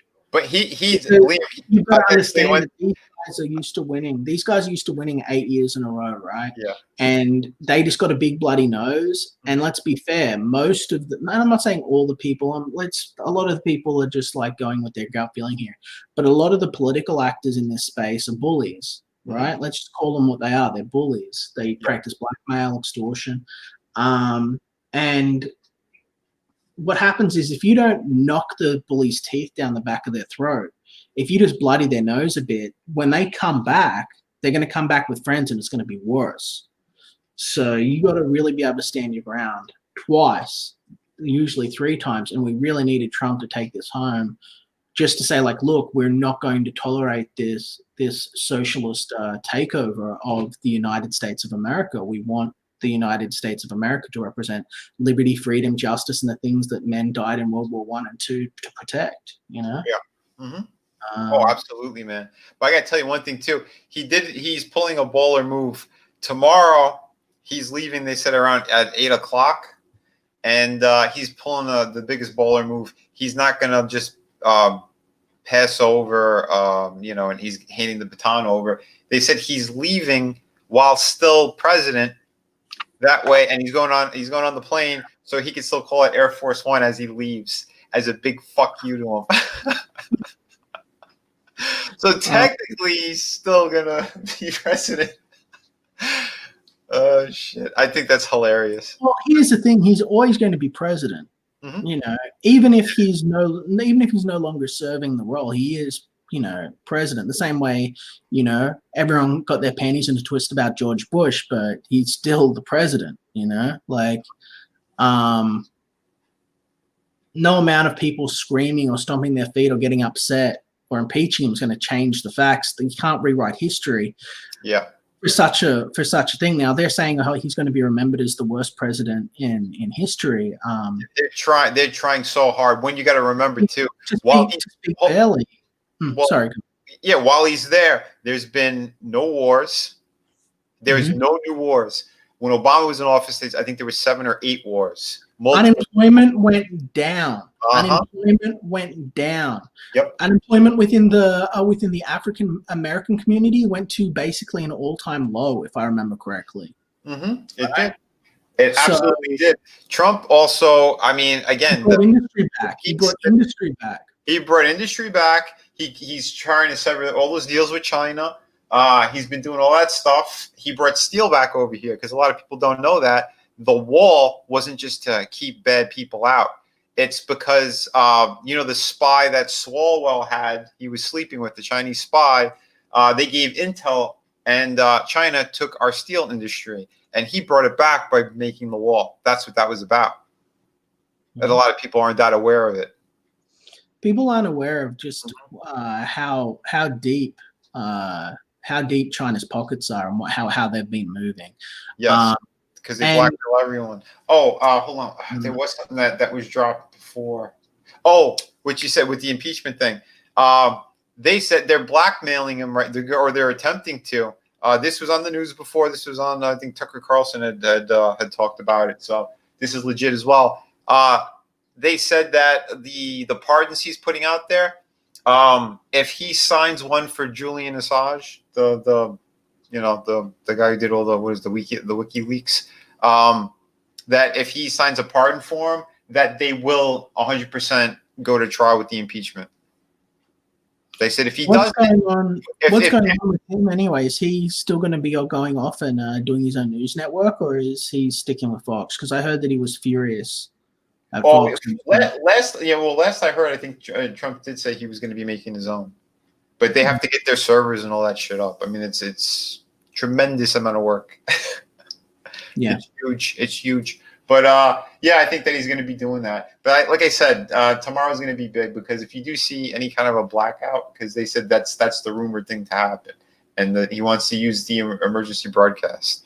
So if that happens, then shit's going down. If it doesn't, then, obviously, Biden will be in, and then there's going to be other, civil unrest, I believe, in the country because people know that this shit was rigged, and there's proof of it everywhere. This is not a test of the emergency broadcast system. Wow. I first dealt with a bully in 3rd grade, picked up a lunchbox and beat him in the head with it. And did he ever bother you again, pal Ryder? But was that American Steel, pal Ryder? But in all seriousness, I think that we showed that, democracy is an important thing, and it's terrible when it's made a joke. Of course. Well, that's why everything that he's been doing, it looks like he's exhausting every possible way of doing it by the Constitution. And that's why he's waiting for last minute stuff. Also, they're rounding them all up because now all the evil people are all in one spot right now. So true. Yeah. So here's the thing though, without being melodramatic, guys, this is the same war that's going on inside the creative space. And that's why what we're doing is important here. You might think, oh yeah, cool, I'm just getting a pirate book, but you're not just getting a pirate book. You're essentially putting money into the war chest of individuals who will not bend the knee to the propagandists, I guess is the prettiest way of putting it. At the end of the day, China has controlled what can and cannot come out of Hollywood. They control what your superhero movies can and cannot be, what can and cannot yield profit. We have socialist agendas and socialist actors within the creative space dominating animation, dominating Disney. People keep going, oh, Liam's crazy. Well, you people should look up the political practices of Walt Disney's granddaughter. You should look at who is on the staff and their political opinions of the not the staff, the board of Disney. You know, these are the people that are making the calls. They are monopolizing everything, moving over everything. They have purchased nostalgia. They own everything basically wholesale. Mhm. They control your access. Go to your Netflix and look up Gremlins. Do they have it there? We don't have it here. If it's Warner, then it doesn't get out. You know, you have everything being dumbed down, turned into to stupidity. You know, and there are only a handful of people that are brave enough to really step out and say, like, hey, I'm going to make my own stuff, do my own things, put the customer first, and try and focus on quality and timeless story over flash in the pan marketing. And that's what we're doing here. So when you're backing these books, you know, when you're doing it, you're not just getting like a fun reading experience for yourself. You're helping us stand apart and show our value, because the only way that we can win this war is to show our market value is greater than that of the socialist actors within this creative space. Absolutely. That are currently dominating the political space. They're currently dominating the creative space, and are trying to essentially take over your children's lives. I know that it sounds like fear mongering. I know it sounds terrible, but you've got to realize the war that's being fought. And we go back in time. One sec, Vinny. We go back in time and we see who were the guys talking out against the Reds in the beginning. Like, it was us. It was the comic book guys, right? Like, that's the reason you can dig up those old Hulk comics where he's fighting commies, right? Mm-hmm. Like, we are the cutting edge of the spear here. You know, and if we've turned coat and now we're fucking running around doing what Omega Red says, then that's bad news for everyone. You know, of course, dude, and that's one of the reasons why I left all that shit, because I saw how they were treating fans. I saw what they were doing again to these characters, the agenda that they were going with, and I was always against it, dude. We come from that world, man. We come from like that great line of fucking creators and people who want to just make great books. No agendas, no bullshit. Just get some great stories out there. You know, have fun with it. You know, creating these worlds is a lot of fucking work and well worth it. At least, you know, I could say it definitely on Xenotype, on my projects. You know, we put our heart and souls into absolutely everything, man. Every single page is a part of our life, you know, and you might flip through it. You might just flip by it. Like, I'll read like a few words on a page and flip it. But to us, that's days of labor, you know, thought, effort. Yep. And let's extinguish evil by supporting comics. Yeah, support Conquest Comics, you know, support Vinny for sure. Support the people that you know will speak truth to power and will stand for you, the customer, and will put you first. There are people that are going to tell you that that's not true, that we don't. They're going to try and poison you against us. They're going to try and have you walk into your own destruction. Don't. You have a right to politics-free entertainment. You have a right to be able to consume and enjoy fantasy without needing to have political propaganda shoved into your subconscious, or, as is often the case, straight into your face. Yeah. This is how you start making the change. Yeah, I was saying because this guy's up here taking the knife to the face, but but that's what I'm saying too, man. I mean, again, it's all the control that they're trying to do. Basically, the control. They want you to bend over. They want you to take it. You know, again, that's why you've seen those creators making fun of you, laughing in your face. I don't even remember their names, most of them, but they're like, you know, ha ha ha, we took over. I mean, that shit where they're gloating, all this crap. Yeah, it's right there, man. Right there. Yeah.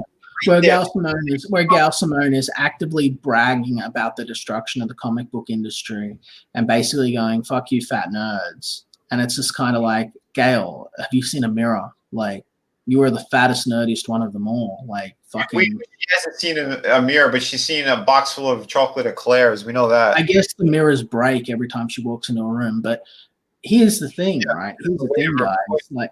It's like an earthquake and it shatters those mirrors. But I mean, here's the thing, like there's only one chance who can really make positive change, and it starts with the customer, and it starts with people believing in us. Our job is to essentially provide product that's good enough for them that, you know, even their choice to support us isn't something that needs to be politically driven. And I think you've done that here with your work, Vinny. Shadow of the Kraken is a beautiful book. You know, I've said that. I wouldn't be here pushing for it. I know that, you know, I've said before that I had my apprehensions about a pirate book from a market viability thing, but I think that you've done well. I think that the fact that you've had a fraudulent Kickstarter campaign rise up to try and damage you is indicative of your the potential threat that you pose and the value and your value as an artist and a creator. And so I think that, you know, if you guys haven't, please go, yeah, I'm sick of bending over to China. China will fill my Big Dick Murphy. There you go. But yeah, please continue to support these books. And the way you do that is not just by throwing a few bucks down. I hate to ask more of you guys. It's unfair to ask more of you guys, but there's not enough of you. And I'm not saying back 3 or 4 times, do whatever you think is best. But what would really help, truthfully, honest to God, is if you took the time to show people in your lives, people that you know, might be interested in our work, what we do, and let them know that these are good guys and they're, you know, putting out good work. Because we're really counting on this grassroots effort. It's like all of us in it together pushing, you know. We are at the point of success that we are at now, both Vinny and I, because we've got 1,000 hands on our back. And I want to try and really win this fight for you guys. I can't change the political scene. I can't go out and you know, pull kids out of sweatshops, but I can choose not to produce my stuff in China where they're putting kids in, you know, into sweatshops to make it. I can speak out against the sort of the issues here, and I can try and build industry here in the West and give opportunities to other up and coming people that really want to break free of those ties. Vinny's doing the same thing here with himself. He's just starting out. You know what I mean? Well, he's been going for a while, but I've known a number of creators too, even in the mainstream, that, you know, they're playing some ball a little bit here and there, but I know what they're doing. I know their stories. There are great creators. Hardboiled makes an excellent point. Joelle Jones, I love her too. I think she is fantastic. I met her. I had a great conversation with her too at a convention a couple of years ago. I love her book, Lady Killers. I think it's so fucking good. I think she got a little bit of a raw deal with the Catwoman thing. Like, I thought it was going to be a much better series, but I heard there was some other involvement that happened there. But yeah, she is a good creator, and she's cut from the cloth of the old school as well. You know, and those are the kind of creators I could respect through and through. The whole industry is not rotten to the core. There are good people that care about you guys. They don't have the power to do anything. Yeah. You know? Yeah. Dude, I agree. And that's the thing, man. That's why we have to show them that this is very viable. We could continue to grow. We have people here supporting us. Yeah. You know, it shouldn't just be reliant on 1 or 2 big names or whatever to bring more people over or whatever. It starts with you guys. You've all got like 5 or 10 people that you hang out with in your life that all have fun, you know, that you all just enjoy the same goofy stuff as you guys. At least I hope you do. Tell them, let them know, you know, then they can tell some more people. We can pull cells of people together, and then, you know, you guys will be able to start interacting, and you'll be able to become part of a fan community like we sort of have, you know, and we'll be able to bring people together. That's ultimately our goal here. If we bring enough people together and then enough people say, this is what we want, then there's nothing that the mainstream can do but consign itself to failure. You know, we have an opportunity to really be the change that people want to see, and we get one shot at it. There's a lot of people that are more interested in seeing this thing burn to the ground than saving it, because they don't care about you guys. They just want to see it burn and laugh. But me and I, we actually give a fuck about this medium, the history of this medium. You guys, the customer, we don't want you going, you know what? I've got all these old comic books from when I was young. I love them. Wouldn't it be good to be able to get comics again? You know, when I was a kid, there were these things called comic books. No, we want them to still exist. We want this to be a viable market. Now, as it is, manga's not going anywhere. Manga will replace everything. But that doesn't mean that our traditions should disappear completely and be taken over by manga. It doesn't mean that, you know, it doesn't mean that the American tradition of over 100 years, going back to the pulps, should vanish. kids should be growing up learning about this stuff. Like, sorry if I'm ranting, but no, it's dude, I'm with you. we, I'm with you 100%. we need you guys. We need you guys. We can't do it on our own. We're just the people that are doing what you want. We're just your voices, you know. And sometimes I might say things that you don't agree with, and I'm sorry, you know, like Well, but I really am fighting my hardest here, you know. Yeah. Just to add, I mean, everything that Liam is saying, he's 100% true, man. Because this is the thing too. We are fans of this. Because if we weren't, we wouldn't be doing this. So if it's not good enough for us, if we go, all right, no, this story's not great, we're gonna push it aside and we're gonna work on something even better because we want the best stuff for you guys. And yeah, the ones who do want this to burn to the ground. They don't give a shit about this. They don't give a shit about creators. And most of the time, the ones you see on Twitter trying to attack, they're not even backers. They are just straight up fucking trolls and stalkers. And it's really, really fucked up. People know it. They're seeing it. But that's the thing. That's why we're pushing against so much crap. The antis, the nut jobs, what's going on right now in culture, the cancel culture bullshit that we're trying to fight against. On top of trying to get this, these they're great claiming that we're trying. They're saying that we're trying to cancel people and we're cancel culture when we're the ones that have been cancelled and are trying to fight our way back to get our footing so that we can make our own way again, right? Exactly. Like we're the cancelled guys, and they're saying we're cancel culture. Vinny's being stolen from. I'm having my family harassed. We're cancel culture. Yeah, right? It's insane. Like it's insane the stupid narrative that the crazy people want to do for attention, and that's the fucked up thing. And like I said, anyone's trying to play gay ops and every other dumb thing. Like that's why I don't tolerate it. I just shut it down immediately. I don't care. I'm here for the fans. Period. I'm not here. Right. I'm here to get great books out there, and I'm here for you guys. That's it. That's right. That's what I got into comics for. Because again, years ago, before there was all this internet bullshit.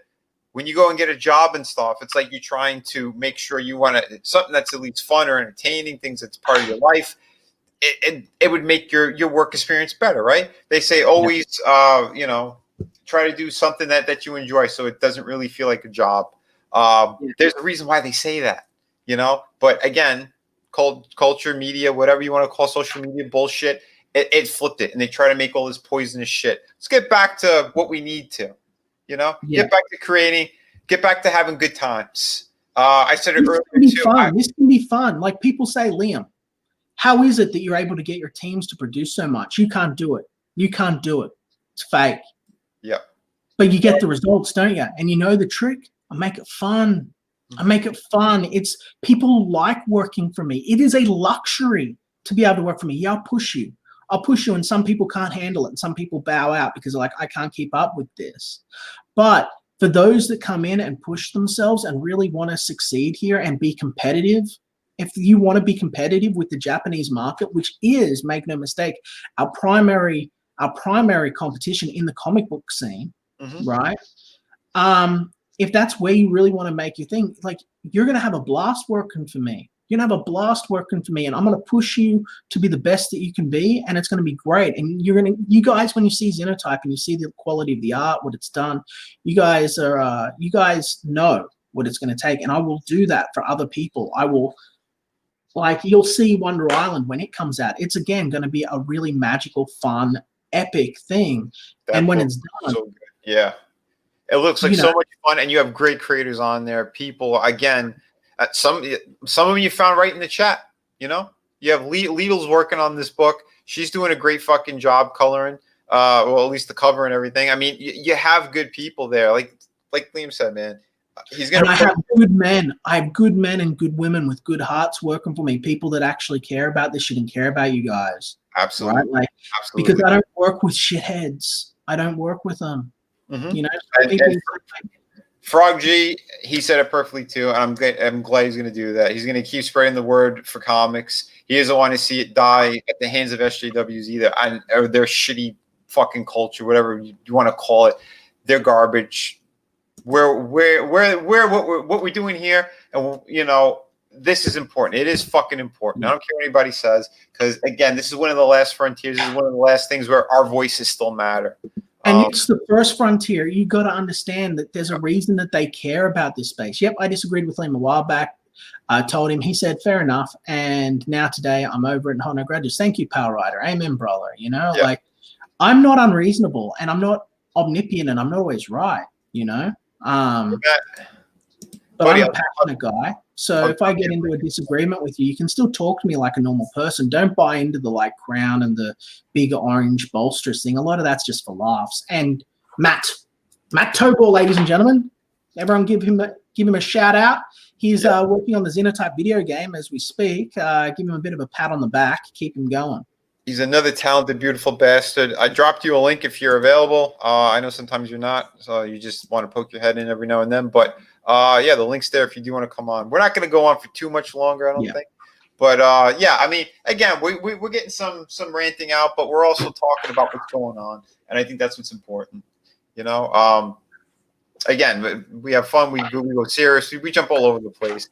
But I think that's what part of being genuine is about. It's not about being fucking fake. It's not about all the dumb shit, games and everything else. That's why I said it. Like I'm not in any of those kind of back channel groups in like Twitter and stuff where like I like to promote my work, but I'm not getting into discussions of stupidity of you know, wagging fingers at anybody. I don't care.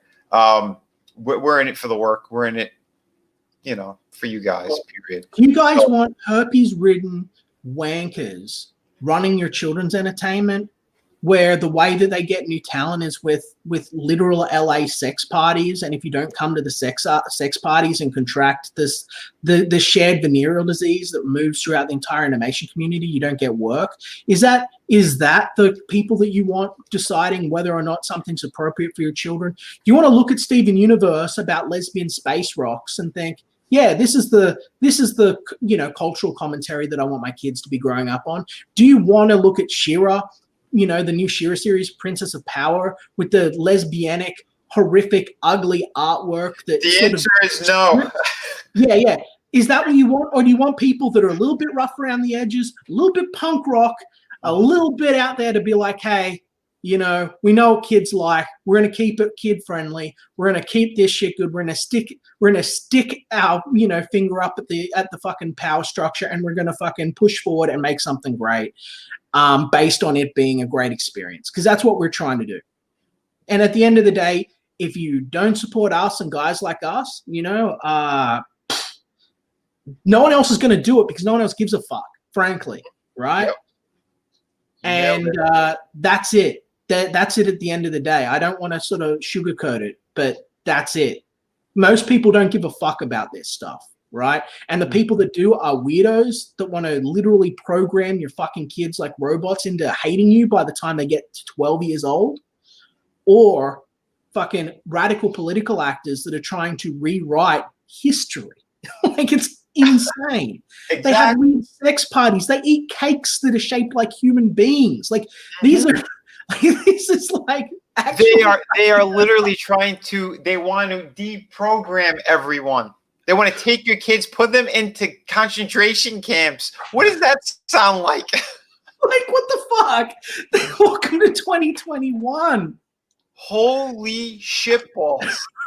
I gotta say, man, yeah, Channel Zero X, dude, you nailed it, man. Yeah. All you guys have max respect, and keep it on target, creating superior books by any means necessary. Hell yeah. Hail, brother. And that's what we're talking about here. You know, again, I barely. People say we can't save the comic book industry, Vinny. They laugh at me for they call me the savior of comics. I wear it with pride, you motherfuckers. Mm-hmm. You know what? It only took Teenage Mutant Ninja Turtles to come along and revolutionized the whole motherfucking indie scene. Oh, yeah. Boom! Knocked its fucking teeth out all over the fucking floor. Changed the face of comics. Changed the face of role-playing games. Changed the face of Saturday morning cartoons. It was about 4 mutant turtles that got some goop on them that didn't make it onto the rest of the panels of a Daredevil comic. That's it. It's about a dude who dressed up like a cheese grater and fought like, and it was like a ninja that dressed up like a fucking cheese grater and 4 fucking turtles named after Renaissance paintings. And it is now a $1 billion franchise. You're saying that if we create this pathway, there's not one person that can come along and do something with equal level of appeal that's going to resonate with an entire generation of folks? There's no one? Come on. Come on. Don't be defeatist. We can make truly glorious, good things. Mm-hmm. We can bring back a creative renaissance, and we might not be able to save Superman or Spider-Man or anything that's been run through the fucking billion-dollar marketing machine that fucking, that's a mile up China's ass. But we can make new stuff that's good, and it's only going to take one or two of us to really ballpark that shit out and change things again.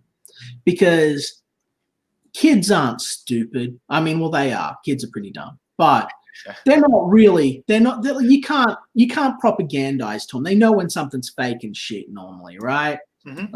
So let's just do what needs to be done, and we do it with you. You guys are how we do it. For sure. But yeah, I gotta say though, I think you got to save Liam, because this stream I think is just about finished. And we didn't hit the 10K yet. But again, we're very close. Again, if you're new, you know what was going on. If we had hit 10K tonight, Liam was going to add Vegemite to the meal that he's going to have to eat very soon on his stream. So I don't know if you're new. I don't need to know more. Dude. Well, we'll do one more pitch to give some people some time in case they change their mind or they just came in. I'm doing my victory dance, Vinny. Don't take it away from me. I'm doing my victory dance. You can still dance while I talk. Shot of the Kraken. This is a pirate story. It's a traditional pirate story, but we are going to have some very big twist in it. I should correct that. It starts off as a traditional pirate story, so we'll have a bit of a hint in there. This is a tale about the darkness of man and the actions one takes to get back into the light. Could the characters in this story, not necessarily just the main one, everybody's going to be taking a different journey in here. There's going to be a lot of cool stuff happening. How far is too far? Could you come back from doing something very, very heinous? There's a lot going on with this. If you guys love treasure, you love beautiful locations, you love hot women, this is the book for you. Our main character, again, he was part of the Royal Navy. You find out why he becomes a pirate, why the villain is going after him, why he's hot on his hot on his tail. I say why he's pursuing him to begin with. There's a lot of stuff happening in here. There's going to be a lot of big reveals too. There's going to be a lot more questions. This is a 50-page book. It's potential, to go to 60 to 65 if we hit some stretch goals. Again, there's a lot going on here. The main characters, we get into their backstory. You're going to see some very cool surprises. The alternate cover that I have with the skull, this one is more of a rare item. So I suggest if you are going to back it and you have the funds to do it, grab the featured tier, because this might not stay up. I haven't decided 100%, because I did have a 1-week exclusive on this cover, but a lot of people messaged me because money's tight. So I said, all right, I'll stretch it a little bit, maybe until we go in demand, and then I'll pull it completely. But so yeah, this is more rare. If you guys didn't know that, now you do. And the skull is part of the story. There's a lot going on with that. There is a map, and a coded map pretty much that is carved into this. You're going to find out more about it, who the skull even belongs to. Like that, obviously, when we get to the other issues, you'll find out. Don't give everything away. Don't give away everything away. No, I know. But again, there's a lot of cool stuff happening. Mm-hmm. Yeah, but again, guys, seriously, Vinny's not just my friend. Like, Vinny is one of the most consummate professional artists in the independent scene. He's someone who will fight for you, who will stand for you, who makes sure you get your product. He is the fulfillment king. There is no one that has put through more books than him. He has a gripping and exciting story here. I know that there are some pages that make these ones that are much. I'll just say that they're much better than these, and he's saving those for your reading experience. If you're worried that you're like, I don't really like pirates. Look, do you like character-driven stories and stuff with interesting, compelling characters that aren't afraid to be men and women that aren't afraid to be beautiful? this is, trust me, this is worth your while. You'll get on board with it. I'm not a fan of pirates and stuff either, but when Vinny sort of gave me the pitch on this one and told me what was happening in the storyline and stuff, I said, yeah, this is go ahead with this. This is worth people's time. Why'd you tell me what you really said? You said, "Oh, Vinny, never mind. I'm an asshole. Don't listen to me." That's what you said, word for word, buddy. Oh gosh. Pal Righty says, "Oh shit, I didn't know you extended that cover. I love that cover. That cover is only available if you buy the 2-pack now for the 24 hours or however long it was a week. It was available for it's either in the $400 bundle or it's the featured tier now, and that's it. But like I said, the featured tier might disappear when we go in demand. So like, you don't sleep on it, because if you sleep on it, you're really gonna kick yourself in the ass. Because again, this is gonna be one of those classic covers, I think. Anyway, a lot of people they keep telling me how awesome it looks, and they can't wait to read this book. And trust me, guys, I can't wait to finish it up and get it into your guys' hands, because I am doing some of the best work I've ever done on this project. I believe in these characters. I believe in the story that I'm telling. Again, I can't wait for you guys to see what I'm doing. There's a lot of cool surprises too. So, and if you're thinking that Vinny doesn't appreciate you as a backer or anything like that, if you're thinking that like, hey, because of this or that, like I'm holding back on buying, I will just say, this is how shit gets done, guys.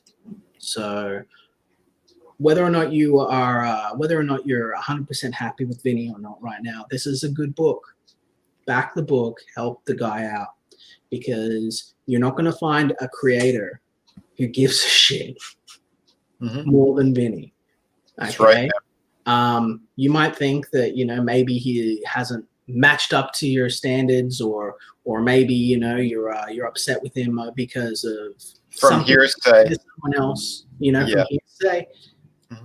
Look, you're going to get your book. It's going to be good, and we're counting on you guys. We are counting on you guys. Oh yeah. So, and if there's not enough proof, take a look at my previous campaign. I made a hardcover book for you guys. I didn't have to do that. I could have put more of that money into my pocket and just did a regular soft cover, perfect bound. I wanted to do a hardcover for you guys, because everyone said it's not possible if you don't hit 6 figures. All this bullshit. No, I proved it's possible, and there's no excuse for people who have gigantic campaigns and that don't give you a hardcover. I mean, it's not about calling people out. I'm just stating facts. Go above and beyond for your fans, period. If you could do it, do it. Do the impossible, see the invisible. That's right. And back Vinny today, guys. Back him today, because you know what? Backing Vinny, a big outpour of support for this guy who deserves it. He should be at least be able to break 25K with this, at least, right? Like a big outpour of support for this guy is it's necessary in this climate. You might not think so, but it is. So I'll just say that. Ladies and gentlemen, boys and girls, my name is Liam Gray. I'm the creator of Xenotype. I'm the founder of Conquest Comics. I want to thank you for having me on, Vinny. I want to thank everyone for coming and hanging in the chat. I want to thank everyone for who's going to support Vinny's book. But know that if you didn't back it before now, I'm not going to put the Vegemite on. So I'm free. Oh, I forgot to refresh. That's right. Let's take a look. Oh, don't what? No, we're good. You made my heart stop. You made my heart stop. I was like, no. So close. But yeah, I have no idea. I saw a Pale Rider before. He's saying something about I think John Malin's stream. I dropped my link in there, but I was not contacted. I have no idea if I'm going to be showcased or not. If I am, great. If not, no big deal either. Like I said, I don't expect it from other people. But again, we're going to continue pushing wherever we can. Because I do think and I believe that it's very important for all creators to get proper spotlights. As long as you are true, you're not a scumbag, you're not trying to fuck over fans, then yeah, I'll take a look at campaigns and stuff when I have a chance. And save comics together. They're going to tell you that we can't do it, that it's impossible. Yeah, we can do it.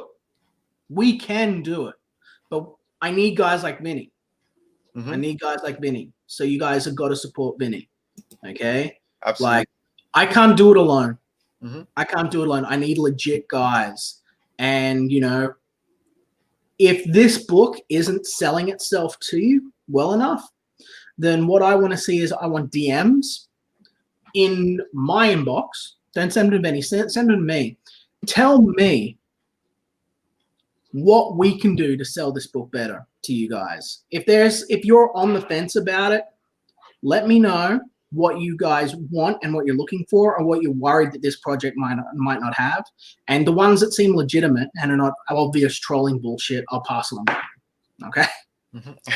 Because we will sell this up to 20K. That's where it deserves to be. I want to see this at least 500 backers before it closes out. We have 2 weeks to do so. So shit's about to get real. All right? Hell yeah, brother. Hell yeah. You guys on the winning team? Mm-hmm. We're going to make this fucking happen. We're going to make this happen.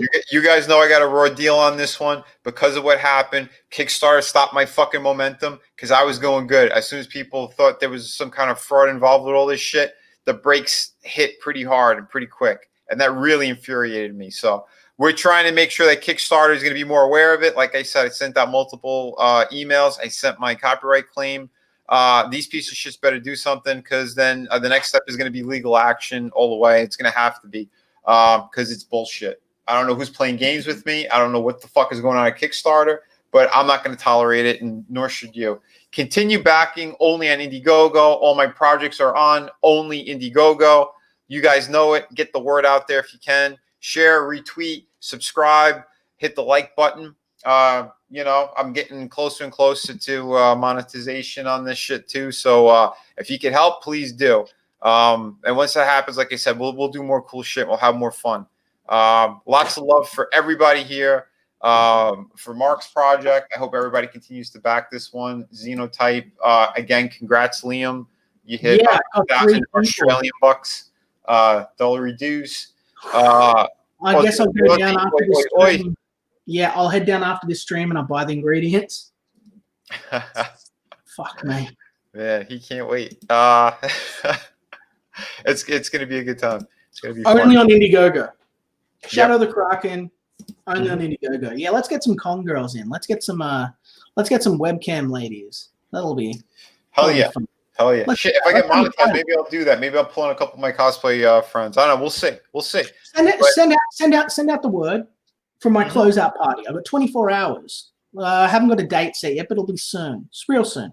Send out word to them. Get back to me. We'll get some ladies on, and I'll send out some word. We'll get some pretty ladies in for to hang out in the stream. We'll get a bit of singing from Manga Chan. We'll get a bit of booty from some randoms. It'll be a good time for all. Perfect. Hell yeah. It'll be a big party. We'll shill Shadow the Kraken. We'll have a good time. We'll close out Xenotype. And best of all, we'll keep winning. God bless, and thank you for having me, Vinny. Hell yeah. Dude, a pleasure. A pleasure, my friend. Always. I gotta tell everybody again, remember, be kind to one another, but kick ass while you create. Don't take shit from anybody. And tomorrow, get some popcorn ready just in case. Our fingers are crossed. That's all I'm saying. We're gonna do an inauguration stream. Let me know the time. We'll do a live inauguration stream. I'm not gonna miss this shit. Not after today. This will be fun. Yeah, because there's a couple things I want to tell you that I can't say on air. But all right, guys. Everyone have a great night. I am going to play out my intro song here, or outro now. But yeah, everyone have a great night. Nothing but love for everybody. Peace.